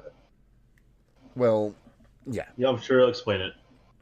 Well, long and short, they're going to be holding another election here next month on the 8th, where they'll be replacing pretty much everybody, and likely all the MPs on the Takaichi side will be back, as well as numerous others that are of similar Right. bent. And every time they have an election, they dissolve Parliament. And everybody cheers who likes the fact that it's happening, and everybody has a sour face on who doesn't. It's kind of like when we have a joint session and the president talks, and his party claps, and the other party like sits there and looks upset. She announced that they're dissolving Parliament, and her party was all happy, and then the other side of it was all pissy. It was funny to watch because it happens every time they have an election cycle, so it's not a bad thing. They're not turning into the Empire. No. They're not going back to Shogun warfare. They're just having elections. No, that's and there's nothing particularly weird about that. It would be more weird if If they didn't. well, actually, I was going to say if King Charles actually dissolved Parliament, because That would be weird. Yeah, because they don't do that over he seems to hate Britain and the British, and to dissolve Parliament would basically say that he doesn't. So that would catch me completely off guard. But you know what else catches me? Well, it does and it doesn't, because I just never Nice. expected this. This being See, that you the, said you never expected it. I didn't. I genuinely did not. So the WEF has basically just come out and said, yeah, so the COVID-19 thing and all the shit that we did to you, we were just seeing if you would go in with it, see what we could pull off. So with that said, I'll just read directly from the We intro were to this. just going for what we could get. There have been title card, World Economic Forum, the letterhead there. There have been significant developments in the last 5 to 7 years on social, environmental, and technology fronts that could help realize, quote, my carbon, end quote, initiatives for shaping the future towards smart and sustainable That cities. sounded branded. What was that again? Oh, the the capital M, capital C, my carbon. Okay. In There quotes. we go. My carbon. Yeah. All right, there we go. Yeah, keep going. And I'm only going to cover the first development because, it's the only one important to this specifically. Interesting. We'll hit this up later, though, because everything the WEF does is worth watching because they're fucking villains. Anyway, specifically to mention 3 developments in this context, I will just read first. That being, 1, COVID-19 was the test of social responsibility.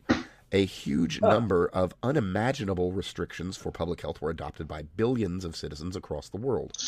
There Well, that's were an interesting numerous admission. examples of globally of maintaining social distancing, which, of course, we have learned accomplished nothing. Wearing masks, which we have learned accomplished nothing.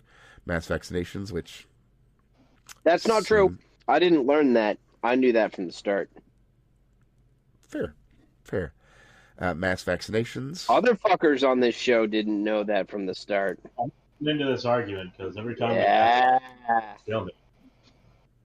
Well, anyway, the studies are done. Whatever. Wearing masks, vaccinations, and acceptance of contact tracing applications for public health, which demonstrated the core of individual social responsibility. There's more to this, but that's really what matters. So basically, Notice all how they the keep high points... reframing it in their context. Exactly. Normal activities Well, I have think to the have their appropriate- context. See, this is the thing: is places like this, they don't frame it appropriately. The appropriate framing is, Steve was right about everything, and all you other fucks were wrong. Well, That's maybe really the you'll, way it should be framed. Maybe we should get you up to Davos next year as the fake Untitled representative to speak to the world. Did you guys watch Trump's speech at Davos? The one that was I've supposed seen to be bits and 45 pieces. I minutes. did not. It was supposed to be 45 minutes. It went on for like an hour and a half. He's good. It about was that sort of great thing. because he basically just slapped his dick down the desk and turned left and right. He's sitting there shitting on these people right to their faces. It was beautiful. And it's Really? very much worth a watch. Very much worth the watch. Makes you feel proud to be a fucking American watching him do it. Because you have to keep in mind, these are all a bunch of people who don't like us. And he's standing there in a room full of them, staring straight into their eyes and saying this shit. So, give me some examples of what he said. Oh, America is the greatest. We took Greenland during World War II and we gave it back to them. Maybe we shouldn't have given it back to them, but we gave it back to them. Let me see Shit like here. that. Just You know, and it's like people in the room right now are not happy with me. I see, look, he just like points. Oh, So, here we go. I'll offer that like mid-December, and I remember talking about this on the show. I'd moved into anti-Trump. He's fucking incompetent, fucking loser, not doing anything that he said he was going to do. Really fucking up on shit like the Epstein files, which does matter from like a government accountability perspective, right? Oh, sure. Certainly. I will say that in the first 2 or 3 weeks of fucking January, this administration has been hitting pretty close to home runs every week. Yeah. Now, this week seems to be a fuck up on the, like I said, a fuck up on the part of ICE. That's unfortunate. Yeah. I need to see the administration sit there and do something about this. Like, they need to do something about these people who are interfering with the agencies and the investigations. Mm-hmm. And they need to do something about Waltz and Frey. I'd be okay if they turned around and said, you know, we looked at it with the Waltz thing, and, you know, as much as we don't like what he has to say, you know, he has the right to say it, and there's nothing really there. But Frey, they should go after. They should go after hardcore. Now, that Frey said, is committing Waltz looks sedition. like he is directly connected to these people. And if there is such a direct connection, he absolutely needs to get put away. Look, he doesn't have a direct connection. He's just not running for office anymore. Oh, right. It's just his lieutenant governor and his campaign manager and, you know, a bunch of people in his campaign staff. I mean, he's not connected. It's just people directly connected to him inside the groups. Yeah. I mean, He's not involved, though. right, yeah. I bet you his daughter's in the fucking group, too. It's funny you should mention that. I love how Shirley's continued to go after the fraud. And, like, there's I've seen somebody say that part of the reason that they're sitting there and going this way with ICE is because it's a way to distract from the fraud narrative. And maybe that's the case, but, like, we really... He keeps highlighting it. If you want to turn around and say, hey, what's the biggest grudge against the administration that I have against Trump and his people? First off, J.D. Vance is amazing. And so if we 25th Amendmented Trump, I wouldn't be upset in any way, shape, or form. Except maybe wait a year. His last speech was also fucking awesome. Also worth watching. Oh, God, his fucking last speech was amazing. He hit every single point that I wanted him to hit. No teleprompter. And he did it with no teleprompter, no fucking notes. He took all the questions. He didn't put his foot in his mouth. Holy fucking here's shit. the thing. I bet you there was a black woman in California who was hammered, who was watching this shit happen on TV, kicking herself because that could have been her for the previous fucking 4 years. Yeah. You know, but she was. Right. He's not even border czar. That's Homan. He's not even border czar, and he's doing this. He's doing the job Kamala had better than she ever could. He's done so he did the best job as a representative of the administration that I've seen anybody do. Like, I love Stephen Miller. Stephen Miller is the guy that I would love to sit around in a bar and pick his brain once he's drunk. Right? Like, fucking hell, he'd be hilarious as a hammered guy. I know what his sober opinions are, but I really want to know what his drunk opinions are. Right? You know what I mean? Like how deep does that rabbit hole go? But like, oh my God, J.D. Vance did such a good job. And like, Trump's been doing a better job. He really has. Like, he did turn the corner on his communication. He stopped trying to pretend that everything was honky dory. You know, I would much rather, like, I'm not a fan of him going, oh my God, Biden fucked everything up. Like, I understand his perspective, but like, I kind of want to see more of a. In the Navy, we're taught about the process of critique. And so during the critique process, it is problem, cause, corrective action. This is how you go into and get out of a critique. You've identified the problem, so you need to state the problem, what caused it, and how you're going to fix that problem so it doesn't happen again in the future. And Trump does not do that as reliably as I'd like. He doesn't get into what is the problem and what's the corrective action for that problem. So he generally just turns around and blames other people, which isn't bad, but it's better than oh no, the economy's amazing under me, which was what his stance was pre-December. But like, really, I just want JD Vance fucking nailed that, man. Like, So that the scale of what he did in Minnesota, that's what Trump did in Davos. That's what I'm saying. So that's why it's worth watching. really? It's now he did the whole thing where he's just like, we inherited a terrible economy, this, that, and the other. Like the part where he's just like he's firing on all cylinders. That's the part. That's what I mean. Is he was on all cylinders, man. Oh, speaking of firing off on all cylinders, we should probably mention something just happened recently. Quite literally recently, within the last hour. There's a, what was the exact hotel? The Bates Hotel? Maybe, I don't know. It was a Hilton in downtown Minneapolis that a bunch of these anti-ICE people went and stormed because they heard that there were ICE agents there. They've been doing a lot of that recently. They have. Hearing about things and storming things. This is why we need the Insurrection Act. Well, you mentioned that, and what happens is one agent basically defended the lobby for a while, ends up getting the dog shit beat out of him, actually bleeding and shit. Tries in the last hour. Yeah. Oh, great! It's happening right now. Tonight. Well, it's wrapped now, but yes. Got it. Yeah. So what happened there? He was holding them off for as long as he could. Called the cops to come in, and they kind of did, but then they kind of turned back. Did around they really? And left. Did they really? Oh no! They did show up, and then they turned around and left. Okay. Going back to the JD Vance thing, he said he's gonna be getting cooperation in the next week or two. I hope better. So. Oh, I'm not done, by the way, with that story. There's still more. Uh-oh. Yeah, unfortunately. I got beat up. Yeah, so the guy gets beat up, calls the cops arrive, and then turn around when they see a big mob.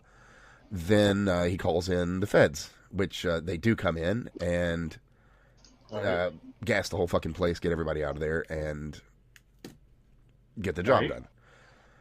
Uh-huh. And so they made the lobby of a hotel unusable for a while. Right. And then, as they were leaving, they vandalized every single car in the parking lot. Every single one. Oh, and they have just returned. Let me see. Okay, let's be clear now. They have returned as of 20 minutes ago. Now, as of recording. They who vandalized the cars were specifically. Oh, the anti-ICE people. And then they who just returned, also, as of 20 minutes ago, are anti-ICE people. Okay, so they're back, and they're back to fuck things up again. That's a fact, Jack. And so that's in the last 20 minutes. Last 20 minutes ago, it would be 1:15 a.m. Eastern Standard Time. Mm-hmm. So they're doing this in the middle of the night. Yep.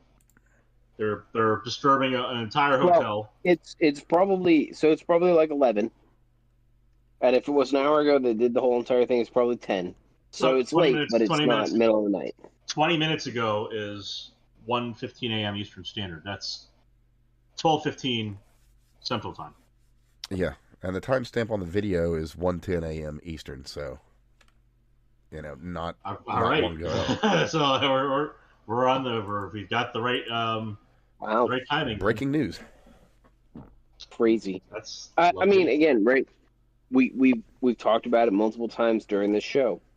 They need to use the Insurrection Act. It has to be invoked. They need to go in and they need to arrest these people. You are fine. We say they need to arrest them all, but the fact is they do arrest these people. Even before the police department was found to be somewhat complicit in this, just from their own participation in group chats, we know that they arrest them. But then they also get released because the DAs and the fucking AGs just get them right out. Because Ellison's in charge up there. Ellison's fucking in charge up there, and he's a piece of shit Antifa. He is a goddamn terrorist. He needs to be arrested. Mm-hmm. Absolutely. I mean, again, I go back to. There's a couple different things going on here. One, right? Like, so I'm going to offer that I live in an area we got lefties, right? I'm not predominantly left. In New York. I don't. My area is not predominantly left. It's actually mostly red, and it works out really great. But I go through other than Kathy bigger cities. Being your governor, but yeah. Aside from that, in one of my local cities is Saratoga, and I love it. It's a great city. Go through downtown. Every once in a while, there's like 5 or 6 people who stand on a street corner protesting God knows what, and you try to read all the signs as they go by. Oh, sure. I think You're about... You're not in the middle, which is good. Right, I think back in October, somewhere around in October, there was, at my particular... There's this shady-ass fucking gas station. But little Indian dude who runs it's fucking cool as shit. Really good guy. And I go there for beer and chocolate milk and soda because they have all the 2 liters refrigerated, not just open warm. Yeah, like seriously, right? It's the shadiest fucking gas station in my town. But that's the great best way to store that stuff, man. Is ready to go. Yeah, it's all ready to go. It's very clear that they cater to the weed and the high and or drunk individuals who just want shit like ready to eat. So like that's their thing. But like, I walked out. I was driving by there in the morning, and there's a picket line, and just walking back and forth on the sidewalk of this establishment. And I mean, literally, right? So you got the establishment. Is he out there selling stuff to them? It's on a corner. They've got the gas station set up, and then these picketers are just walking back and forth on the sidewalk exterior to the store of the building. They've got their news camera set up, doing this whole entire thing, and I caught the signs. It was an anti-Kratom protest. And I had the pleasure of going in, after they'd left. They did their thing, and then they left. And I went in, and I talked to the what the hell is this all about? And he goes, I don't understand. I'm like, I think it's a Kratom thing. He's like, yeah, but it's fucking legal. Like what the fuck do they want to do? They can go contact their senator if they have a real issue with it. This isn't like a me problem. Why are they parading around the corner of my store? But like that's a perfect example of a good protest, right? Yeah, that's what I'm saying. They're on the sidewalk. It's a retarded protest. Sure. It's a retarded protest. They're on the sidewalk. They're not in the street. They're technically picketing back and forth across the gas station. I'm sure it did interfere with business in the gas station, because nobody wants to deal with that shit. But like, they did their thing. They kept it on the side. They kept it in the margin. They had their signs. They were all made up. They were protesting their thing. I was not required to participate in their protest against Kratom in any way, shape, or form. I'm not required to be complicit in it. They didn't interfere with my day-to-day life by sitting there and interfering with the path my car was taking. Like, it's a fully legitimate protest. They did everything they need to do. Then you go look at these ICE protests. You got people who are wedging their car in the middle of the road. They have people who are sitting there and blaring horns, blowing whistles. Just a quick note, by the way, in the information that was released in part of that, in just the training information for the insurgents or what the fuck ever, is a specific explanation of why they use the whistles. Because it can cause flashbacks or PTSD or cause like mental health issues or heart issues. Yeah, it's an intimidation tactic. Yeah, they know what they're doing. It's quite intentional. That kind of stuff. No, I get that. Who stated that was an intentional act?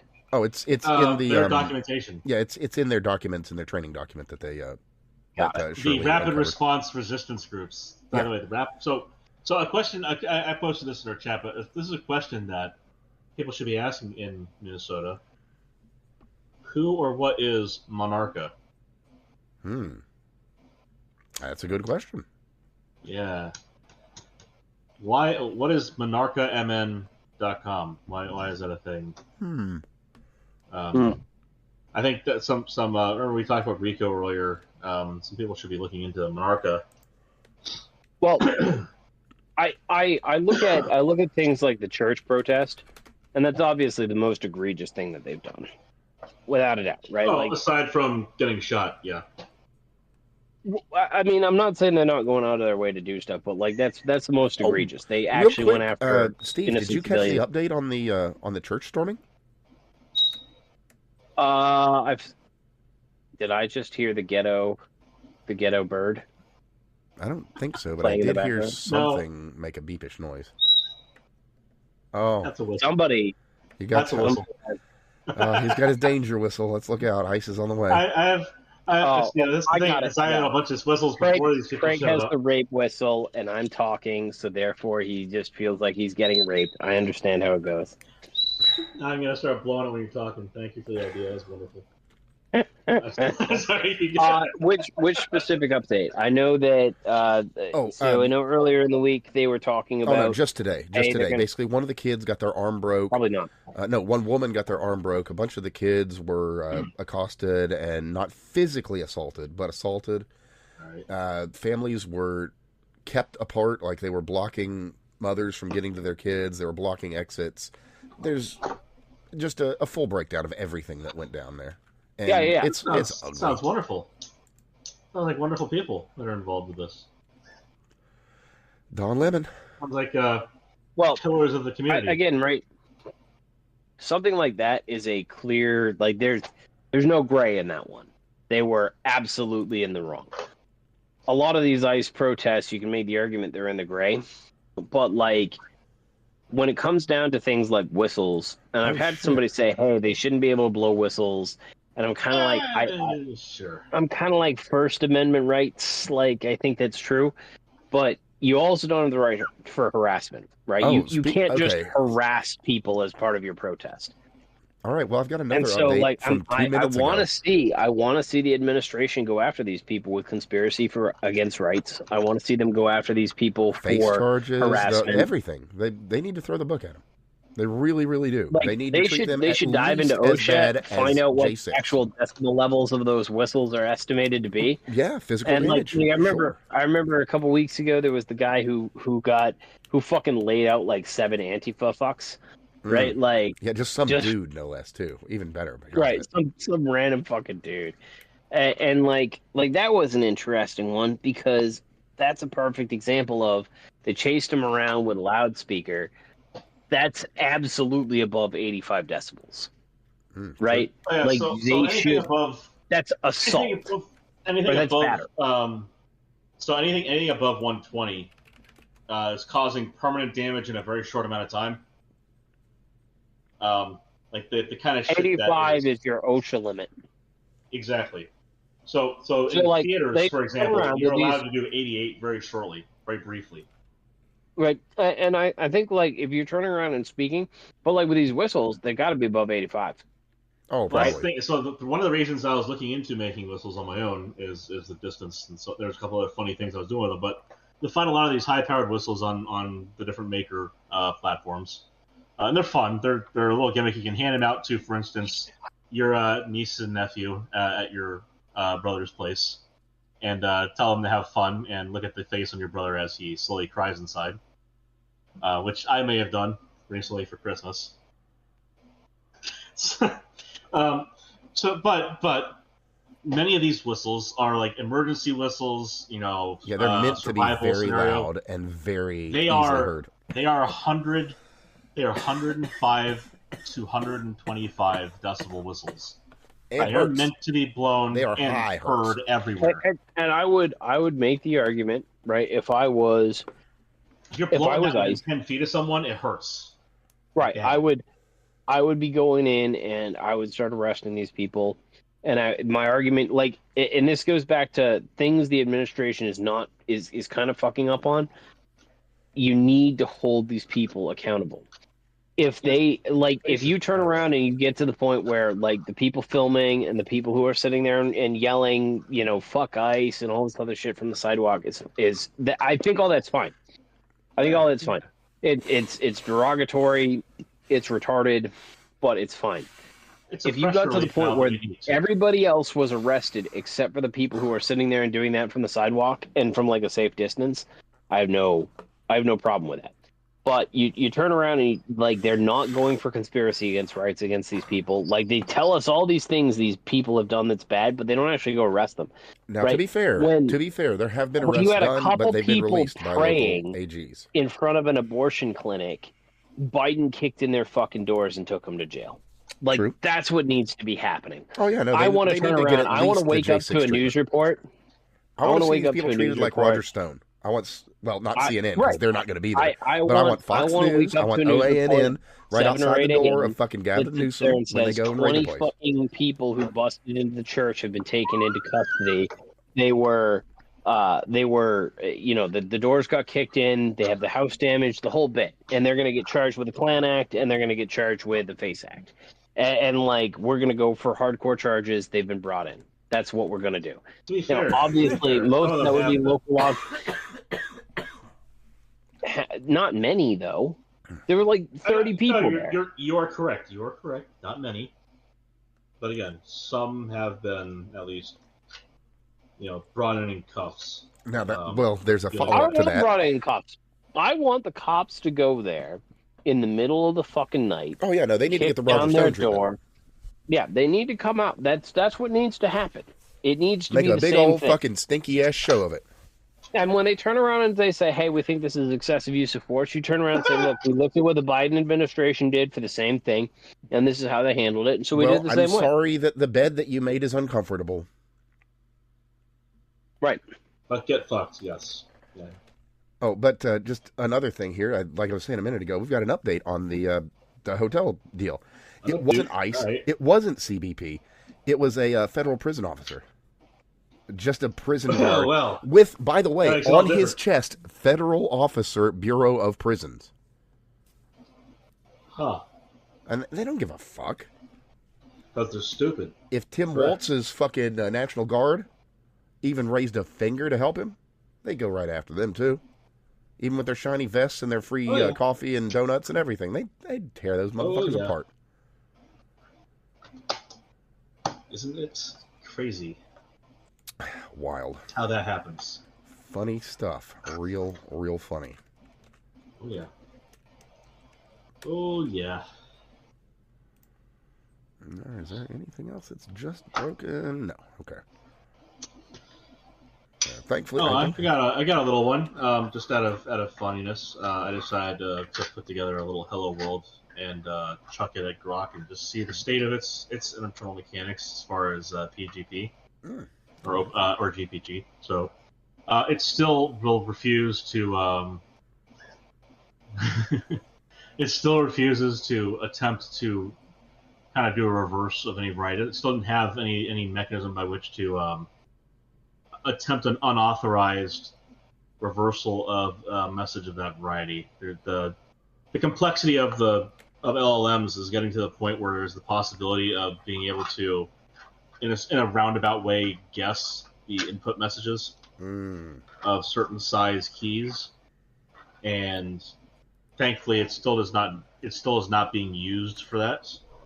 That is not something this is something that might be a 0 day in the next 5 or 10 years that I'm fucking with. So I thought it would be interesting. Not putting the idea out in the ether, so to speak. Just it's already there. People are already trying, and it's just an interesting thing, a thought experiment for now, if you will. Hopefully, nothing will become more than that. Yeah, how about that? Yes, well, because if PGP or GPG, if PGP encryption, if asymmetric encryption dies in that fashion, every single secure, HTTPS versus HTTP, starting off with Diffie-Hellman to get the symmetric keys involved, it's all asymmetric encryption to start with. SSL is asymmetric encryption. If that dies, the internet as we know it, the secure internet that we use every day to do things like online banking. So you're saying we need to build a black wall? I'm saying that you might have to start doing shit in person again if it fails. Now, we've gotten past that with the quantum side by using post-quantum cryptography. That's great. There's algorithms out there. We have a NIST competition. It's all going swimmingly. Just SHA-3 in general is already so much better at doing things, and it's great. That's all wonderful. But what happens if we have LLMs that are of sufficient complexity that they can start reversing stuff, even just by guessing, so to speak? Yeah, fair. That becomes an issue. Interesting question. Yeah, so what happens if it's not even the quantum computer that fucks us, it's the AIs that we've been fucking with? Well, speaking of getting fucked, I've got another fun bit of news out of I like Microsoft. Getting fucked. Well, not this way. So Microsoft has issued a confirmation that it will give the FBI How do you know? PC... I do. You Is that don't know what I do in my bedroom. Well, this isn't the bedroom deal. Well, I mean, maybe. But anyway. That's not true.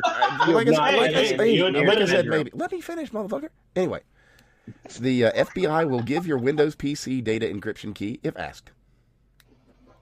Oh, well, we knew that. Yeah, but I mean, at least they brought it out in official. So, Now they're yeah, admitting it? it might involve your bedroom. It's possible. Don't know if that's a guarantee, but yeah, you never know. Well, it is Microsoft's. So, unless there's no Viagra involved, then there's no guarantees. Oh, that's not true. Well, anyway, there's in addition to all this craziness, we've also got $7 billion in fraud that that JD was talking about actually just yesterday. Oh, and that is but the tippity tip top of the iceberg. Uh-huh. Because I mean, how much was in that the homeless program? 40 billion, right? Oh boy, yeah, the one that's delivered nothing. The swing out to the other side of the country was pretty fucking brutal.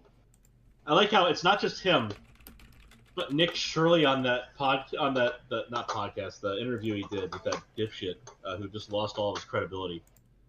Like that one, people swing out there saying like, hey, or actually even with the testimony before the congressional hearing from Nick Shirley as well. How do you, what is your estimation for like California? And immediately, what are the things that are cited? The homeless program and the railway to nowhere. Mm-hmm. Yep. Like these are specific examples of failing upwards by the slimy McBitch who owns that small country that's infesting ours. New scum, that guy. So anywho, that's one of those immediately citable things is the homeless population that has grown. That's how they've solved it, by the way, is by financing its increase. Nobody knows where any of that money went. And then, of course, the railway, which they completed, like, was it a whole mile and a half, 2 miles of? I believe one. Oh, one. That's right. 1 mile. So it'll be very fascinating to see exactly how far that goes. I think that they basically prompted Nick Shirley to go out there and do that legwork. It'll be very interesting to see how far he gets before he is just shut down by Gavin. True, or one of those individuals that happens to be high on drugs and carrying a gun in his car and tens of thousands of ballots might find it. Who knows? It's one of those things that's because like other big names. I hope that doesn't happen legitimately, because other big names that field writ large, right? Other big names that field writ large, they no longer go on the street because they're all immediately recognized and they're harmed for it otherwise. Mm-hmm. So instead, they have other people that they hire to go out there and do things. So that'll be cool to see who Nick Shirley finds himself in the company of in the coming future here, in the immediate future. Mm-hmm. True. Or if he just tries to continue to go it alone, because he might have to start learning how to do some disguise work. Well, I mean, if we're being honest, looking at Project Veritas, it doesn't take much. It doesn't take much. I was going to say, it's not like it's beyond his capacity to do things. I mean, it could be fully just he does the Clark Kent thing and, puts a little swirl in his hair, puts on some glasses, like, oh, no, I'm sure Nickley. You're thinking of someone else. Now, that would be great. I want to see him try that specifically. That would be... Yeah, I would laugh really hard and be like, "Are you Nick Shirley?" And he'd be like, "No, I'm sure Nickley." That would be fucking amazing.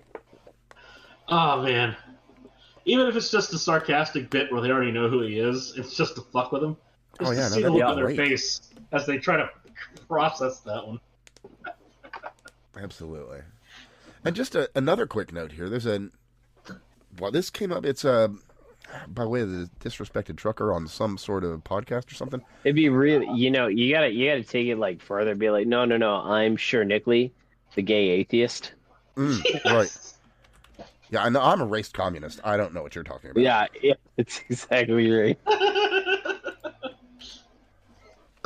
Oh, they'd lose their shit. Oh, it was on the Sean Ryan podcast. Okay. So he had this guy on that brought up a really great question and, kind of dug into it a little bit.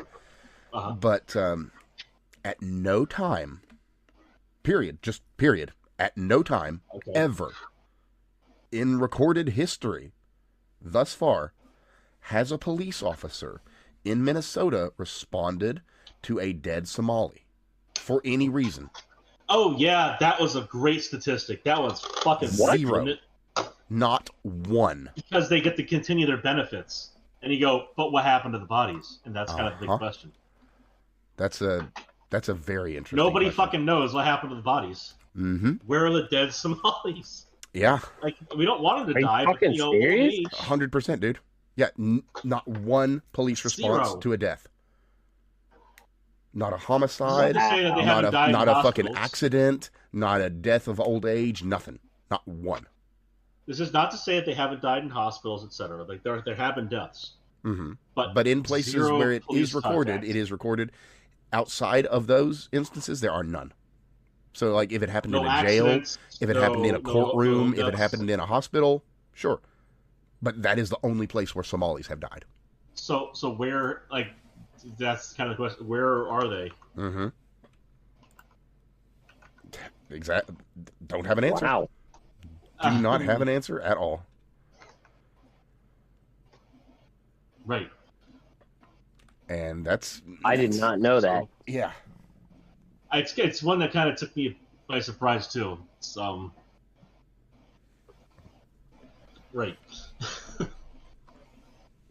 Now, since we do like to, and it's getting a little late, we do like to close with some good news. I've actually got a little bit. So we have Kash Patel being Kash Patel. And the long and short of that is he had absolutely fucking nothing to do with Ryan Wedding turning himself in, because he put out a post that he's, talked with all the people around him and he's come to the decision that he needs to turn himself in to seek justice, etc., etc. And Kash was like, "We got him. That's all me, brother. I got him." So, no. He actually just turned himself in. The fuck was that accent? I don't know. I like accents. All right. No, I'm not saying it was like a terrible choice. I'm just saying that. Well, he's a drug dealer, so I was going with something vaguely urban. It just caught me by surprise. That's all. Well, thank you. So why did he turn himself in? Let me go to his actual post here. To the media and my followers, after seeking guarantees for a fair process, I have decided to voluntarily turn myself into the authorities. I thank my wife, Miriam Cast, for being a driving force, and John Billanog, who will be in charge of my legacy. Thank you for messages this week. They gave me great comfort in taking this step. I'm fully confident that the truth will come to light and set me free. This message is being posted by a representative. The context of the photo is that Mr. Wedding walked to the United States Embassy in Mexico City on his own 2 feet, with a picture of him in front of the U.S.-Mexico or U.S. Embassy there. Mm. So, yeah, he just decided to turn himself in. It sounds like he tried to turn himself in because he thinks that there's maybe he's not guilty of these things. I don't know. I haven't genuinely been following it other than just to happen to know that he's like ex-Olympic snowboarder and big coke dealer or something. I don't care enough to look into it. But anyway, yeah, no, it wasn't some big deal by friggin' Patel or Bongino, the radio host now. But that's the other thing is he has gone radio host, Bongino. Mm-hmm, he has. That's freed him up to say some things that he was otherwise not allowed, I guess. Yeah. What has he said since he's been a radio Well, host? that's kind of the thing is it's been hinted that he's able to say things now. It's like, okay, that's You gonna say him? right. Basically. I want to know what so there what aren't is it you were implying examples. here. Just some There's a lot of hinting at that. hints Like, and all right, dangled fucking jingling keys and such. But Right. in other This good is- news, keep distracted, right? of all the places in the world to get good news out of, the UK, I know, crazy, they have withdrawn the Chagos surrender bill, but only because Trump was like, "What the fuck are you doing? We have a treaty regarding this, and you can't break that. And we have a base there, so you can't do that." And then Keir Starmer was like, "Oh, fuck. Okay, but out loud. Shit. I guess I can't." We're also bigger than them. We have meaner people. Yeah. Mm-hmm. Well, we have a bigger stick. Yes. One of the craziest things about like the Trump Greenland thing is it's like they're like, no, we're gonna demonstrate to show military force and send 34 people to fucking Greenland. Oh god, that was funny. Total, mind you, from all the foreign countries. Was beautiful. You see, I think our average frigate probably has a larger crew. Did you see the type of people that were coming out in their parade? The Germans that were kept, the 17 Germans. No. Remember how we were all complaining about the alphabet soup that were running our military and how stupid they looked? Imagine if he concentrated all of them down to 17 people. Really? Really. So they all had pink hair and shit? They're wearing the fucking Ultra Pride flag. It was really funny. Wow. That was not the message to send, guys. No. Wow. But we want to close on high notes, so let's hit up Sir Francis Bacon. I think they would have to be very high. This is as high as it goes, man. Straight to the top. So alchemy is real. It is. That's all. You can turn lead into gold. You're welcome. But we do that. We have particle accelerators. Well, that's what I was about to say, as a matter of fact. So what happened in particle accelerator? What they were able to do while smashing lead atoms into each other at extremely high rates of speed, they made some gold. So there you go. Yeah. You can make lead. We did that years and years and years ago. This, by the way, is how we have completed the periodic table through the last row. The way we did that was by using particle accelerators to produce enough atoms of these new elements that were stable for just long enough for us to get them through a mass spec and confirm they exist, and then confirm the decay products and the amount of time it took for them to decay after they get through the mass spec. So we have that information about, and so what happened was it kind of confirmed theoretical predictions about those atoms and those specific new elements. And we were very spot on, and we, as in the scientific community, we were very spot on about the physics of these new elements and the amount of time it takes for them to decay, how stable they are, their decay products, etc. A lot of these end up being statistical phenomena, so the statistics match, which is great, perfect, beautiful. But that also pointed us towards fun questions such as, how long would it take for you to make 1 gram of gold from lead? Well, using that specific process, but yeah. Well, it's doesn't matter what the impact is, but the target is lead. No. I'm just saying that you can make any process better, but yeah, I know. Well, yeah, but the specific I don't was think we're going to upscale this lead into gold thing. Just so the question was, how long would it take? This is a question from 5-10 years ago. How long would it take to make a gram of gold? And at the time, it was on the order of 200 to 2,000 years. It's shorter now, which is hilarious. No, I'm not now, surprised by that. it would still be it would still be the most expensive gold in the world in history, as it was back when it was discussed as a fun problem. What would be the cost per ounce? It would be very stupid high. Would it be cheaper to go out and pull an asteroid to Earth to mine in orbit? And the answer is if yes. we're going to be making stuff, we should make the stable isotope of 151. If we're being real. Well, again, it's just how long would it take? What would we get out of it, et cetera, et cetera. It's it would be cheaper. It would be cheaper to pull in an asteroid into orbit and mine it in orbit than it would be to produce it in a particle accelerator. That is the consensus so far. Yeah. It's one of those back of the envelope math kind of problems, where you just look at the everything it has. You're not even dealing with the mantis anymore. You're dealing with the exponent. You're just how many powers of 10 out are we? It's just it's a stupid amount of money for a stupidly small amount of gold. And if you just pull in an asteroid, it's a stupidly large amount of money for a stupidly large amount of gold. True. And people talk about what would happen if we were able to get that amount of gold. Would it crash the markets on Earth, etc.? It's like, well, part of the whole point of gold is that it's stable and it's very conductive and it's useful. And if we had all the gold we could ever want, one, we could make just about anything we want out of gold, and it would be cheap, which would be awesome. But two, the technological revolution we could have by having that much available material on hand for that cheap would be astounding. Like, it would not actually ruin the economy of the planet. It would probably propel us forward a couple hundred years. Well, yeah, but it would also kind of devalue gold a little bit, and there's some people who'd be unhappy about that. Oh yeah, well fuck them. I don't care. Well, and speaking of unhappy people, we do want to close out with good stories. We got a fun one here. That is going to be about a lawsuit.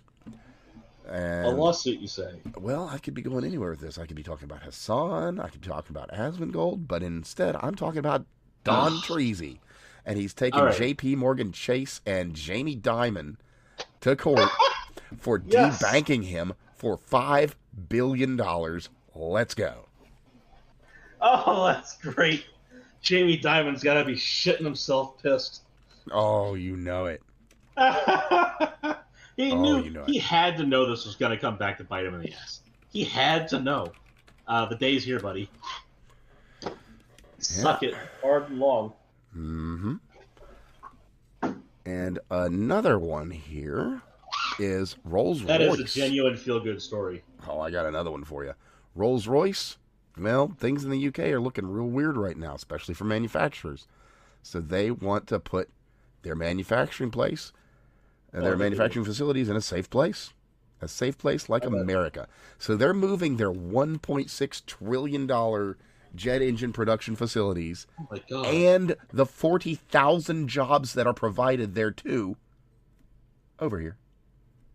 Now, I will say this. It'll be quite interesting to see how many of those visas we fast-track to get the jobs over here versus how many we hire domestically, because their expertise is quite specific and unique. And I think that they have a good argument for bringing over a lot of people as O1. If not just outright employed. So the other thing is they could also bring them over as temporary foreign workers, and then go through the whole process of conversion to get them on basically do what the Indians are doing, but do it legit. Sure. Well, I said legit. Yeah, I said sure. Yeah. So it'd be interesting to see what percentage of the company was or is critical to their capacity to get things done versus what percentage is essentially functionaries that just serve the purpose of existing to get stuff done. Like how many of them? So there's one of those great demotivational posters that says just because you're unique doesn't mean you're not replaceable, or just because you're unique doesn't mean you're important. The cog in the system, so to speak. Mm-hmm. So there's going to be people that have unique talents that are not important that are going to be left behind. There's people that are critical but are immediately replaceable that are going to be left behind. So it'll be interesting to see what the disposition of the company is in that regard. That's fair. Oh, and speaking of getting left behind, we've got a brand new study here. Let me see if I've got the exact. American companies will benefit, by the way, as people migrate, as there's turnover. And some people go to other companies, and some people are introduced into them in the Rolls-Royce. So, there might be some sharing of assets, intellectual assets, as in personal capital. Yeah, maybe personnel capital. Between companies like Lockheed Martin, Boeing. We have some American companies made great again. Mm-hmm.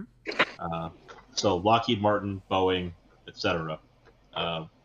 Be interesting to see how that goes. They're, the Cadillacs of the industry, as it were. Sure, but it's not really related. But I mean, it is kind of related as to why they were looking at going to Germany or the U.S. for their decision. Obviously, they made the right choice. Germany is not exactly well suited to business at the moment. Not safe. Not at all. But people or business. But there's a reason that they didn't actually go with India as one of their first options. It's not listed here, but I have a fascinating study from a few years back that is very revealing. And of course, this is out of India Today, interestingly enough. I'm very surprised they would share something like this. I can only imagine how much negative... oh, shit, I forgot the thing. The social credit thing. The spiritual social credit thing. Nah, not karma. Oh. Is that? Yeah. So this is very is, Jagard of you. Yeah. So the publishing of this article probably resulted in a tremendously negative amount of "is that" for India Today. Anyway, Indians have the smallest brains in the world, reveals IIT Hyderabad study after creating Brain Atlas. I'm sure they're going to take that to mean they're the most efficient. Oh, there you go.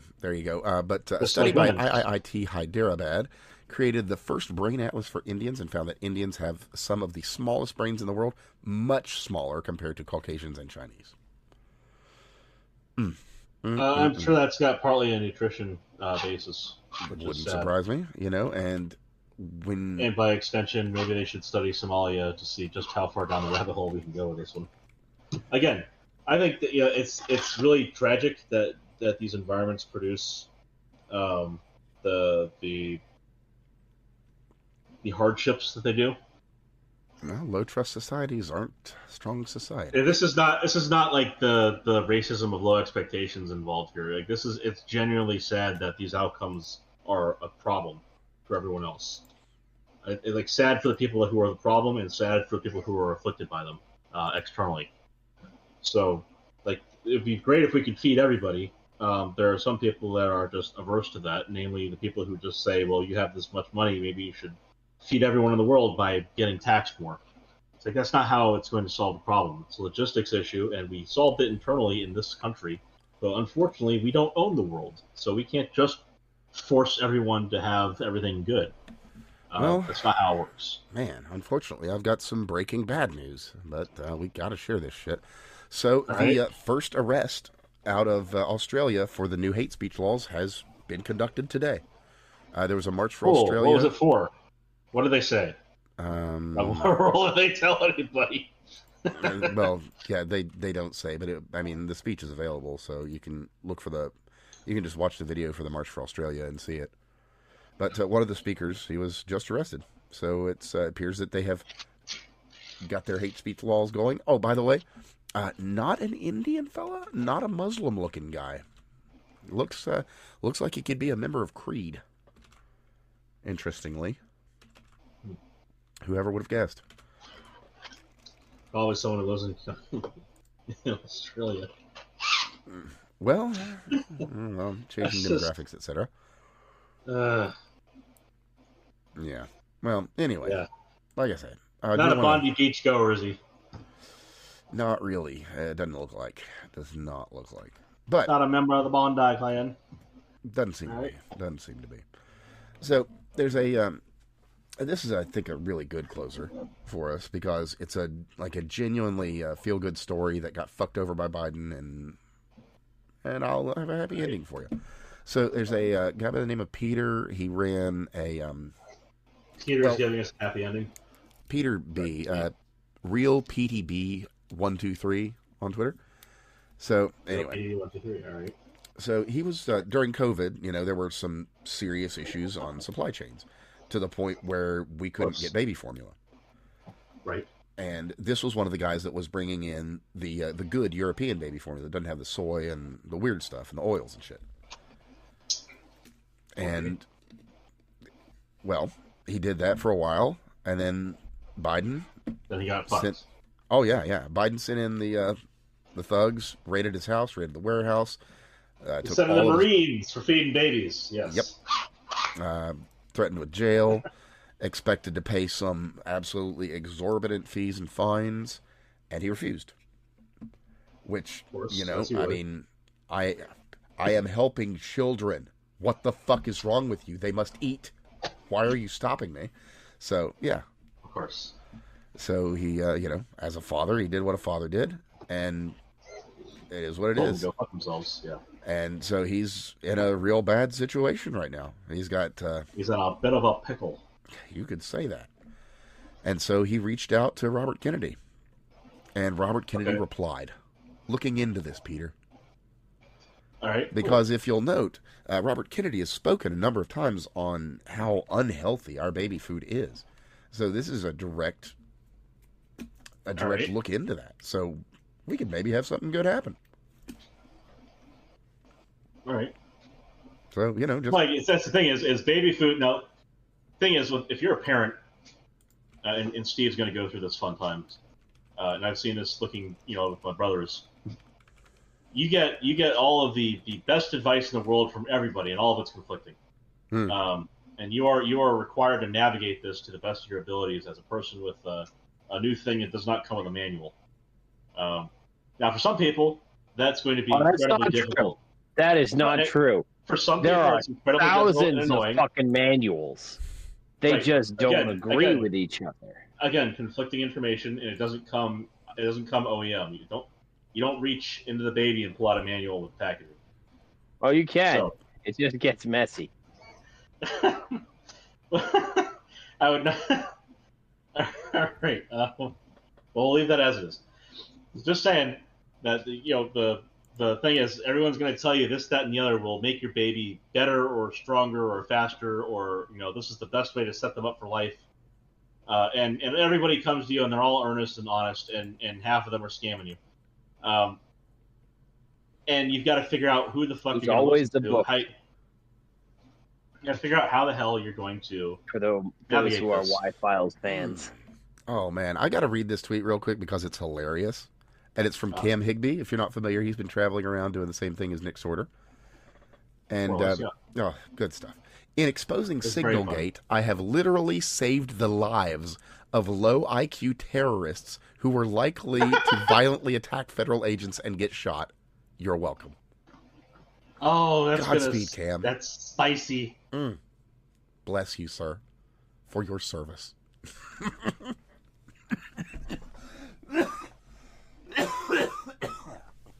Oh, they're gonna be ticked about that one. Oh my.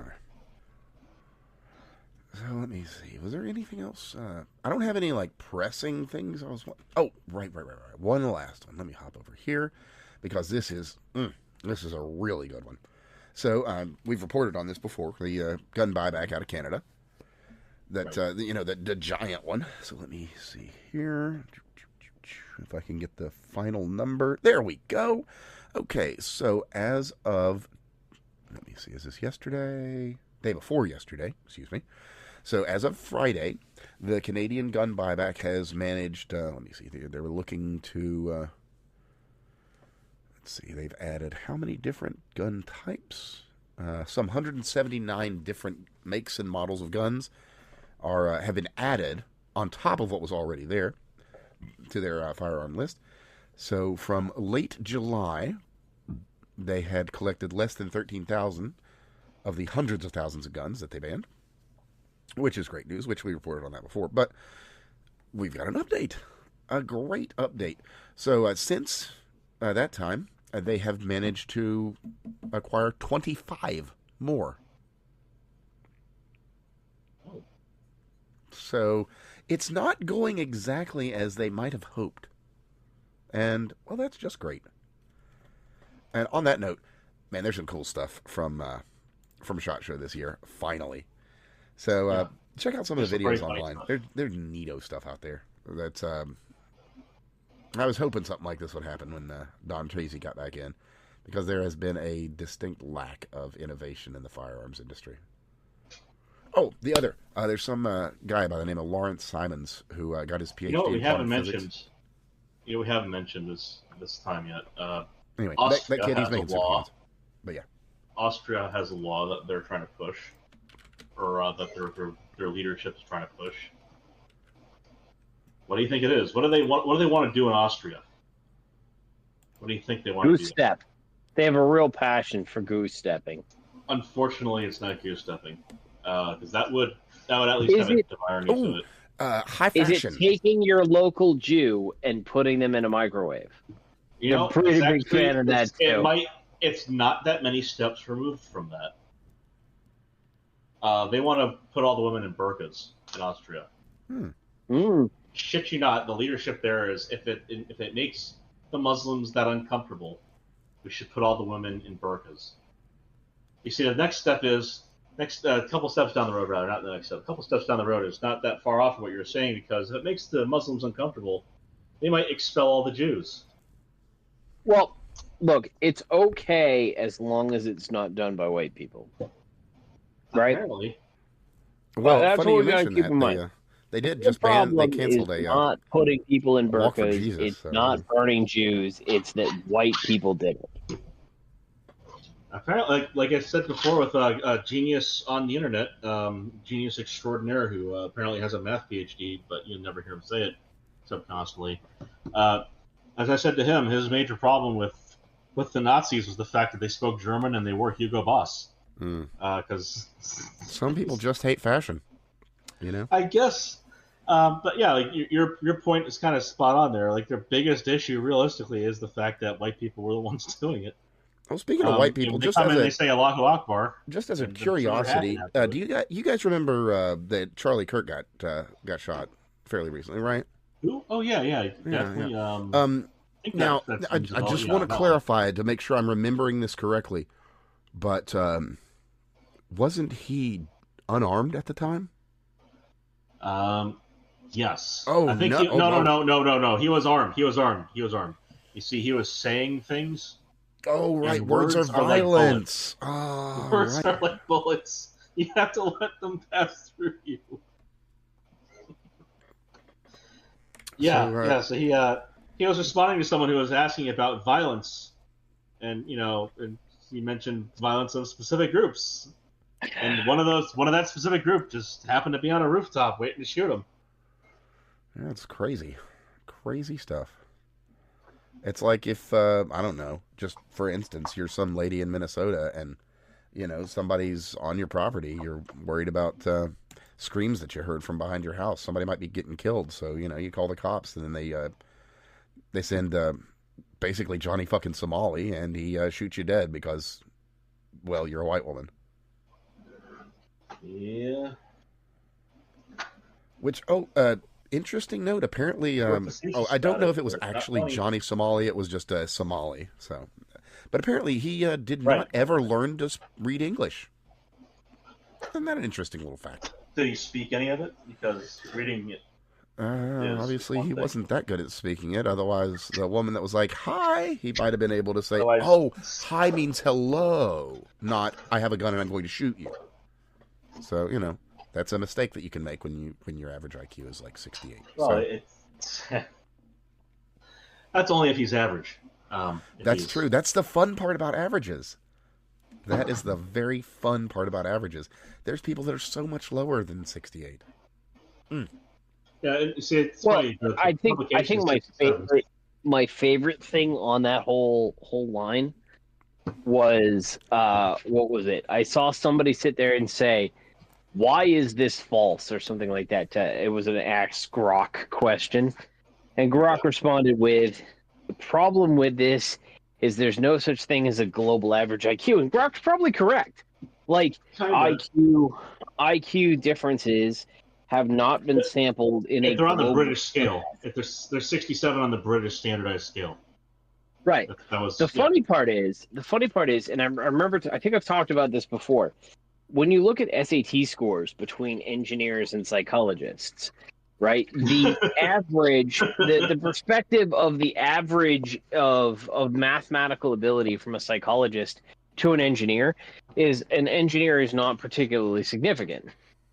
Because ultimately, the band of aptitude with psychologists is quite wide. But from an engineer's perspective, your average psychologist is mentally retarded. More or less, because the engineer's in this different thing. So like, it could very well be that in a global scale of average intelligence, that people, that the Somalis are not necessarily hugely retarded, because there's fucking 9 billion people in the world and 6 billion of them are probably retarded.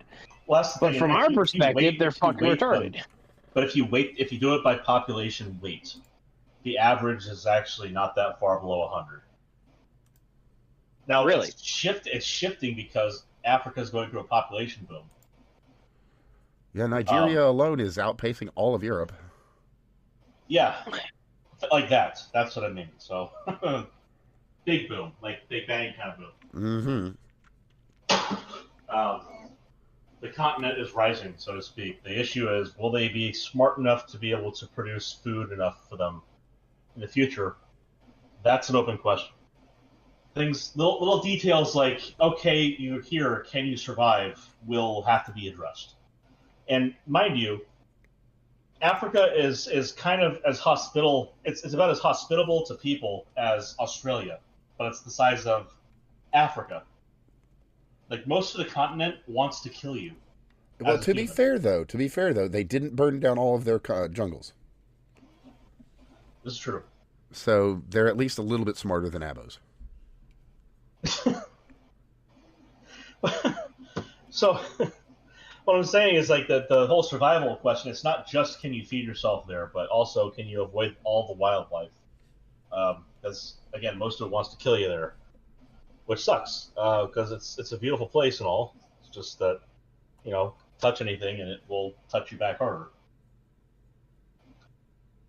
So, the by population weighting, like, it's been around 95 to 100 for a while, but it is dipping the last 20, 30 years, which is not great, but an opportunity exists there. We'll see where things go. I mean, India is going through the same kind of population boom. The coolest thing I've seen on the internet recently, and cool in that it's interesting. I would just say interesting is a better word for it. The most interesting thing I've seen is regarding populations of recent is widespread speculation that China doesn't have 1.5 billion people. It's only got like 500 million. Yeah, I've seen some very interesting things on that. I'm not saying, like, I don't see that, but I'm willing to entertain it because it's entertaining. Well, above and beyond that, though, we did report on the millions of phones that one day stopped being used. This is true.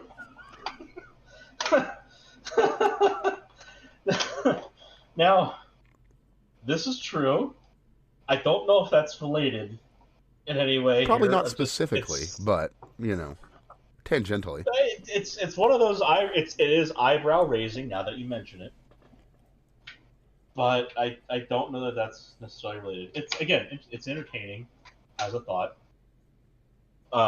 I think that there needs to be a hell of a lot more proof of a positive here than proof of a negative, because, again, how do you prove a negative? You don't. So, I mean, they're saying, well, 1.5 billion actually, but you gotta elect Trudeau or Mark Carney. But anyway, well, they're saying 1.5 billion don't exist. I say, okay, I need to see proof of that. And the real question is, can you prove 1.5 billion do exist? And that would be China's thing to prove.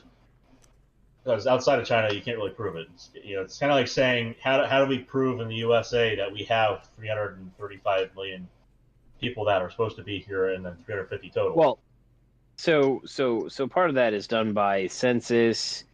The variance in our like whenever you turn around and you say how many people did Biden let in illegally, part of this seems to be changing based on Trump's mood for the day.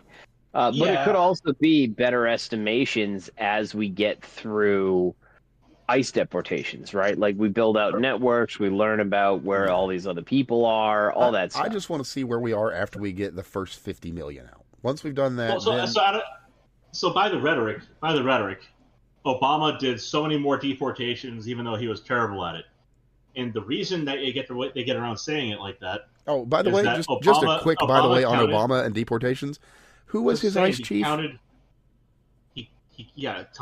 exactly. Oh, right. Tom Homan. Yeah, and who did Obama give an award to for being the best border czar? Again, Homan. Oh, weird. So yes, exactly. So, but the thing is, they counted in their deportation numbers turnaways at the border under Obama. It was not however many million they say it was as interior arrests and removals, it was also border turnaways. So a lot of those caravans that never fully made it over. And you have to see that in the 2014 image of the children in cages, which they then used in 2016 to try and smear Trump. Or sorry, 2017 to try and smear Trump. So yeah, it's a mess with that. But again, if you're talking about how he feels that day, part of it is the rhetoric they use versus the reality on the ground. Now they said this is all the deportations they had. A lot of it was turnaways at the border, which should have happened. Again, I'm not upset that they turned away at the border. It's silly that they add that as a deportation when they were never imported. Well, I did see another analysis that sat there and said, hey, if we take a look at the data that is turnaways and we look at the data, because they did actually have a separate count for that, right? Like calling him the deporter-in-chief might have been because of turnaways, but there was actually a separate analysis that accounted for interior deportations versus turnaways. And so somebody said that even if you turn around and ignore the turnaways, he actually still was deporter-in-chief if you account for interior to the border deportations. Well, I mean, one that we don't call him the deporter-in-chief, they probably should have, Bill Clinton. 12 million people kicked out, right? Yeah. Kind of wild. If we can bring him in 10 million at a time, we can remove them 10 million at a time. We've shown the Democrats used to have that testicular fortitude. It's one of the few reasons why I was hopeful, even though he's a fucking 90s Democrat. I was a bit hopeful when Trump was coming into office saying he's going to get rid of people. It's like, all right, well, they've done that before. That is a policy he approved of before. That is a thing that the party that he was a member of at the time. That's something that they've done. They had a track record. There's at least some of the bona fides there that have the possibility of follow through. Now, I knew that he was going to have, there's going to be some stiff competition on the floor as far as who can be a bigger jackass around the subject matter. And we're seeing that Democrats are winning in spades on that. There's going to be a bit of blowback, a bit of pushback. But, it's so amazing what can happen when people line up on an issue. And it's so incredibly fucking frustrating what can happen when they decide to hold the whole entire nation hostage over stupid partisan shit. We're just in that part of the cycle where they're butting heads constantly instead of being on the same page of America's great. And you can see that also with Gavin Newsom, who was crying his fucking little eyes out over in Davos. Now, it's funny to see the Democrat response to that exact interview that he did, where he's literally on the fucking verge of tears. It is really funny in that aspect of things. It's frustrating that he's over in a foreign country shitting on our country. In that case, maybe he shouldn't be allowed back in, that fucker. Yeah, that would be very funny. And it's also interesting to see Democrats who do like this country coming out saying he should not have done that, because when you're in this country, you can say shit about it. When you're out of this country, it should be America first. America is great. America is first. And I'm perfectly fine with America only at this point, but yeah, I get you. And people like Newsom, they don't do that. They play the short game, not the long game. They are there for themselves, and that's very clear. That's what's going on. And it's, again, sad and frustrating, but I think Trump made up for it with his speech and the fact that Gavin was in tears as he was giving it, telling... he was tremendously upset about being barred from getting to talk to his friends, too. Yeah, I think the interviewer got a great... it was great when he's sitting there talking about how he should have brought meth heads. It's like, all right, man. As if that wasn't Yellen or Biden's desk.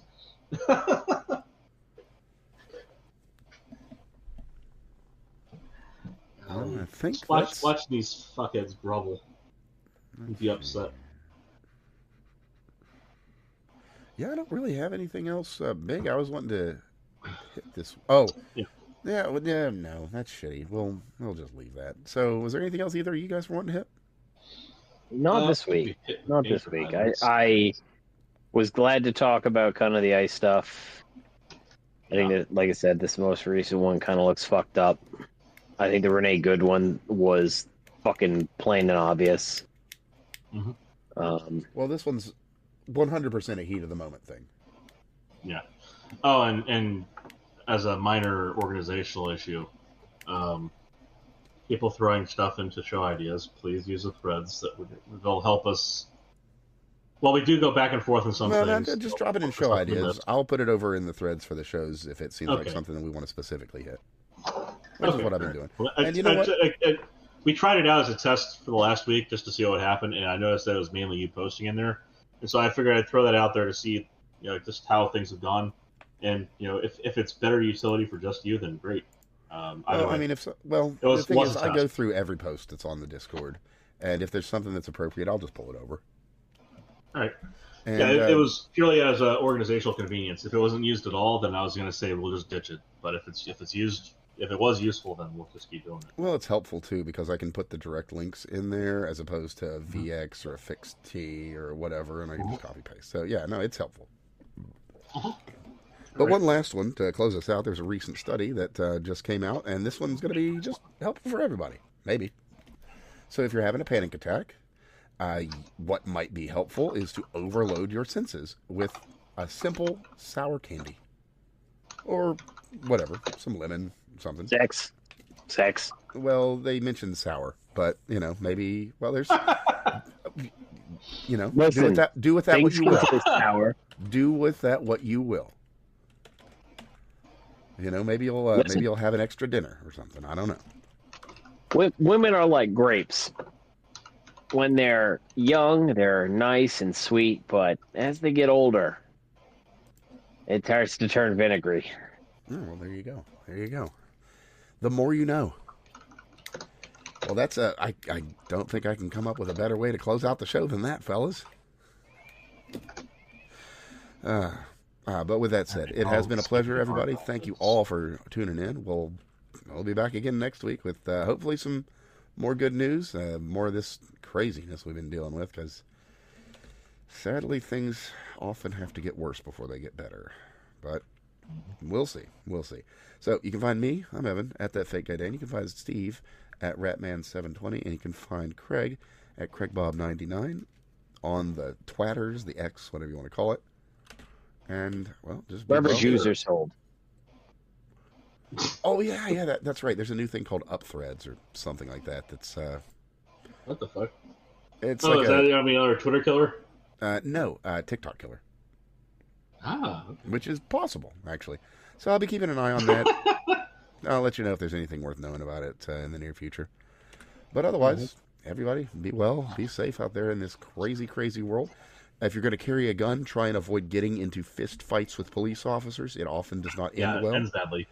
And the long and short of that is, well, even if it's a bad shoot, you're still fucking dead. So Yep. Yeah. bear that in mind. Even if all the cops go to jail, you're still fucking dead. So That was a lesson I was taught when I was younger. Is even if you're right, if you're crossing the crosswalk and a car hits you, yeah, you're still in the hospital or dead. yeah. So don't go out there getting yourself isekai. Be smart. Be well. Be safe in this crazy world. Stay warm. It is a cold week coming up. Stay very warm. Yes.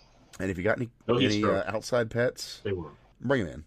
Or at the least, set up a garage space for them or something, because it's Give them a heater or a heated bed outside if you must. If you want to be like me, I'll give you my formula. I bought 2 heated pads, put little blankets over them. Bought a dog carrier that comes in 2 parts and made 2 little igloos. Put a blanket over top, and my boys are comfy warm even down to -10. But do what you need to do. Take care of your friends out there, your furred friends, your unfurred friends, and even your engineer friends, because they have value too. Oh, we're Everybody, though, it's been a pleasure. Listen, the crumbs of your Doritos do not count as a fur. I've told you this before. Oh, I'm Jewish. I've got hair from the top of my head to the bottom of my feet. I think that means you're a hobbit. Well, whatever. Yeah, like seriously. We're three hairs off from being what the monkeys, world, right? What the world didn't know is that Tolkien was describing the world as it was. The Jews were secretly the hobbits. Oh, well, there you go. Old Craig just trying to live a life of the Shire. I'm telling you. Anyway, Look, everybody I be just good. Little old Toby from my. Go ahead. Sorry. Close this out. Yeah, no, it's a nice hobbit matzah, as you do. Anyway, everybody be good, be well, and be safe in this world that has gone a little bit sideways. We're going to be real. But we're here to set it straight, by golly. So, thanks for listening. We'll see you again real soon. Make sure and share.